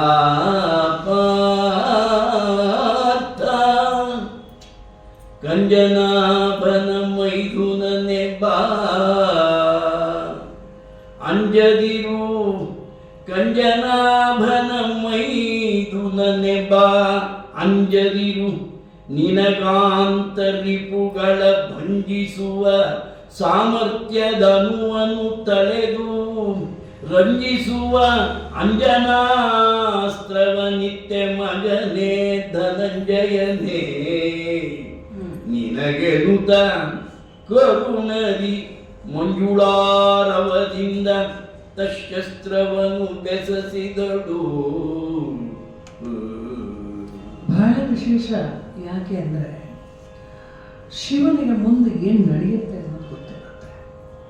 ಪಾಶುಪತಾಸ್ತ್ರವನ್ನು ಕುರುಕ್ಷೇತ್ರದಲ್ಲಿ ಎಲ್ಲಿ ಪ್ರಯೋಗ ಮಾಡುತ್ತಾನೆ ಎನ್ನುವ ಪ್ರಶ್ನೆಯಿಂದ ಈಶ್ವರ ಕೇಳೋದಿಲ್ಲ. ನಿನಗೇನು ಬೇಕೋ ಅದನ್ನು ಸಲ್ಲಿಸ್ತೀನಿ ಅಂತ ಹೇಳಿ ಕೊಟ್ಟು, ಆದರೆ ಗಿರಿಜೆಯನ್ನು ಮಾತ್ರ ನೀನು ವರವನ್ನು ಕೊಡಲೇಬೇಕು ಅಂತ ಹೇಳ್ತಾನೆ. ಗಿರಿಜೆಯನ್ನು ಪ್ರಾರ್ಥನೆ ಮಾಡುವುದರಲ್ಲಿ ಅರ್ಜುನನಿಗೂ ಹೇಳ್ತಾನೆ. ಅಂದರೆ ಒಬ್ಬ ಗುರು ನಡೆಸುವಂಥ ರೀತಿ ಬದುಕನ್ನು ಮುಂದಕ್ಕೆ. ಯಾಕೆ ಅಂದರೆ ದ್ರೌಪದಿಯ ಬದುಕನ್ನು ಬಹಳ ಹೀನಾಯವಾಗಿ ಕಂಡವನು ಕರ್ಣ. ಯಾಕೆಂದರೆ ತಾಯಿಯನ್ನ ಹೆಂಡತನವನ್ನ ಕೆಟ್ಟ ಕಣ್ಣುಗಳಿಂದ ನೋಡುವಂತಹ ವ್ಯಕ್ತಿತ್ವ ಇದೆಯಲ್ಲ, ಅದನ್ನು ದುರ್ಗಿಯಾಗೋ ಚಾಮುಂಡಿಯಾಗೋ ಆಕೆಯೇ ಸಮ್ಮತಿಸೋದಕ್ಕೆ ಸಾಧ್ಯ, ಇನ್ಯಾರ ಕೈಯಲ್ಲೂ ಆಗೋದಿಲ್ಲ. ಹಾಗಾಗಿ ಮಾತೃಶಕ್ತಿಯ ಅಗತ್ಯ ಪಾರ್ಥನಿಗಿತ್ತು. ಮುಂದೆ ಕರ್ಣನ ಅವಸಾನದ ಕಾಲದಲ್ಲಿ ಯಾಕಂದರೆ ಒಳಗಡೆ ಅಮೃತ ಕಲಶವನ್ನು ಇಟ್ಕೊಂಡಿದ್ದಂಥ ವ್ಯಕ್ತಿ ಕರ್ಣ, ಕುಂಡಲ ಇವೆಲ್ಲವೂ ಇತ್ತು. ಮೇಲುಗಡೆಯಿಂದ ಸೂರ್ಯ ನೋಡ್ತಾ ಇರ್ತಿದ್ದ. ಈ ಎಲ್ಲದರ ಮಧ್ಯದಲ್ಲಿ ಅವನನ್ನು ಗೆಲ್ಲೋದಿದೆಯಲ್ಲ, ಕಷ್ಟದ ಕೆಲಸವೇ ಆಗಿತ್ತು. ಹಾಗಾಗಿ ಇದೇ ಅಸ್ತ್ರವನ್ನು ಮುಂದೆ ಅವನು ಪ್ರಯೋಗ ಮಾಡ್ತಾನೆ ಕರ್ಣಾವಸಾನದ ಕಾಲದಲ್ಲಿ. ಹಾಗಾಗಿ ಈಕೆಯಿಂದ ಅಸ್ತ್ರವನ್ನು ಈಶ್ವರ ಹೇಳಿಕೊಡಿಸ್ತಾನೆ. ಅದಲ್ಲದೆ ಗಣಪತಿ ಮಿಕ್ಕವರೆಲ್ಲರೂ ಕೂಡ ಪ್ರಾರ್ಥನೆಯನ್ನು ಮೆಚ್ಚಿ ಬೇರೆ ಬೇರೆ ಅಸ್ತ್ರಗಳನ್ನೆಲ್ಲ ಕೊಡುತ್ತಾರೆ ಅನ್ನೋದರ ಜೊತೆಗೆ ಈ ಪ್ರಸಂಗ ಮುಕ್ತಾಯ ಆಗುತ್ತೆ. ಬಹಳ ವಿಶೇಷವಾದಂತಹ ಪ್ರಸಂಗ ಇದು. ಇಲ್ಲಿ ಪ್ರತಿಷ್ಠಾಪನೆಯ ದಿವಸವೂ ಕೂಡ ಅದಕ್ಕೆ ಕೂಡಿ ಬಂತು. ಒಂದು ಸುಯೋಗ. ಯಾಕಂದರೆ ಮೇಷ್ಟ್ರ ಜೊತೆಗಿರೋದು ಅಂತಂದರೆ ಅದೊಂದು ಆ ಎಲ್ಲ ಶಕ್ತಿಯನ್ನು ಅದು ಕೊಟ್ಟು ಬಿಡುತ್ತೆ. ಹಾಗಾಗಿ ಅವರ ಜೊತೆಗಿರುವ ಕಾರ್ಯಕ್ರಮ ಅಂದ ತಕ್ಷಣ ಏನೇ ಇದ್ರೂ ಮೊದಲು ಹೋಗಿ ಬಿಡೋದು, ಆಮೇಲೆ ನೋಡಿಕೊಳ್ಳೋಣ ಅಂತ ಹೇಳಿ ಅಂದಿತ್ತು. ಈ ಎಲ್ಲವನ್ನು ಒದಗಿಸಿದ ಈ ದೇವಸ್ಥಾನದ ಎಲ್ಲ ಟ್ರಸ್ಟಿಗಳಿಗೆ ನಾನು ನನ್ನ ಕೃತಜ್ಞತೆಯನ್ನು ಅರ್ಪಿಸ್ತೇನೆ. ಎಲ್ಲಿವರೆಗೆ ಸ್ವಲ್ಪ ಸಮಯ ಜಾಸ್ತಿ ಆಯಿತು ಏನೋ, ಆದರೂ ಕೂತು ಕೇಳಿದ ನಿಮ್ಮೆಲ್ಲರಿಗೂ ಕೂಡ ನಮ್ಮಿಬ್ಬರ ವಂದನೆಗಳು. ನಮ್ಮ ಜೀವನದಲ್ಲಿ ವಿಷ ತುಂಬ ಇರುತ್ತೆ. ಒಳಗಡೆಗೆ ಆಹಾರದ ವಿಷ, ಆಲೋಚನೆಯ ವಿಷ, ಎಲ್ಲ ವಿಷಯಗಳನ್ನು ತುಂಬಿಕೊಂಡಿರ್ತೀವಿ ನಾವು. ಪ್ರತಿನಿತ್ಯ ವಿಷ ಸೇರ್ಪಡೆ ಆಗ್ತಾನೆ ಇರುತ್ತೆ. ವಿಷ ಕುಡಿಯೋದ್ರಿಂದ ಆಗುವ ಮರಣಗಳಿಗಿಂತ ಈ ವಿಷದಿಂದ ಪ್ರತಿದಿನ ನಮ್ಮನ್ನು ನಾವು ಕೊಂದುಕೊಳ್ತೀವಲ್ಲ, ಅದು ತುಂಬ ತಪ್ಪು. ಈ ವಿಷವನ್ನು ತೆಗೆದುಹಾಕೋಕ್ಕೆ ವಿಷಧರನನ್ನೇ ಮತ್ತೆ ಕರೀಬೇಕು, ಇನ್ಯಾರು ಕರೆಯೋಕ್ಕಾಗಲ್ಲ. ನಾನೇ ನಂಜಿನ ಗೂಡು, ನಂಜು ಅಂದರೆ ವಿಷ. ನನ್ನಲ್ಲಿ ನೀ ಬಂದು ಸನ್ನಿಧಿಯ ಮಾಡು. ಯಾಕಂದರೆ ಇದೇ ವಿಷದ ಗೂಡು, ಇದೇ ಹವೆ. ನನ್ನದೆಯ ತುಂಬಿರುವ ನಂಜನೆಲ್ಲ ಉಂಡು ಮತ್ತೆ ನೀನು ನಂಜುಂಡ ನಾವು ಅಂಜಿರುಡ ನಾನು ನಂಜುಂಡ ನೀ ಬಂದು ಸಲಹೋ. ನಮ್ಮ ಅಜ್ಜ ಬರೆದಿರೋ ಪದ್ಯ ಇದು. ಎಲ್ಗುಂಡಪ್ಪನವರು ಅಂದರೆ ಶಿವನ ಆರಾಧನೆಯನ್ನು ಮಾಡ್ತಿದ್ದಂಥವ್ರು. ಆದ್ದರಿಂದ ನನ್ನೆದೆಯ ಒಳಗಿರುವ ನಂಜನ್ನು ಉಂಡು ಮತ್ತೆ ನಂಜುಂಡನಾಗುವ ಶಿವನನ್ನು ಮತ್ತೆ ಮತ್ತೆ ಪ್ರಾರ್ಥಿಸಿ ಆದ ಜಗತ್ತಿಗೆ ಒಳಿತನ್ನು ಮಾಡಲಿ, ಜಗತ್ತಿನ ವಿಷ ಹರಿಯಲಿ ಅನ್ನುವ ಪ್ರಾರ್ಥನೆಯ ಜೊತೆಗೆ ಇವತ್ತಿನ ಕಾರ್ಯಕ್ರಮವನ್ನು ಸಂಪನ್ನಗೊಳಿಸ್ತಾ ಇದ್ದೇವೆ. ನಮಸ್ಕಾರ. ಒಂದು ವಿಶೇಷ, ನಮ್ಮ ಮೈಸೂರಿನ ಪ್ರಸಿದ್ಧ ಅಪೋಲೋ ಆಸ್ಪತ್ರೆಯಲ್ಲಿ ವೈದ್ಯರಾಗಿ ಸೇವೆ ಸಲ್ಲಿಸುತ್ತಿರುವ, ಅಷ್ಟೇ ಅಲ್ಲ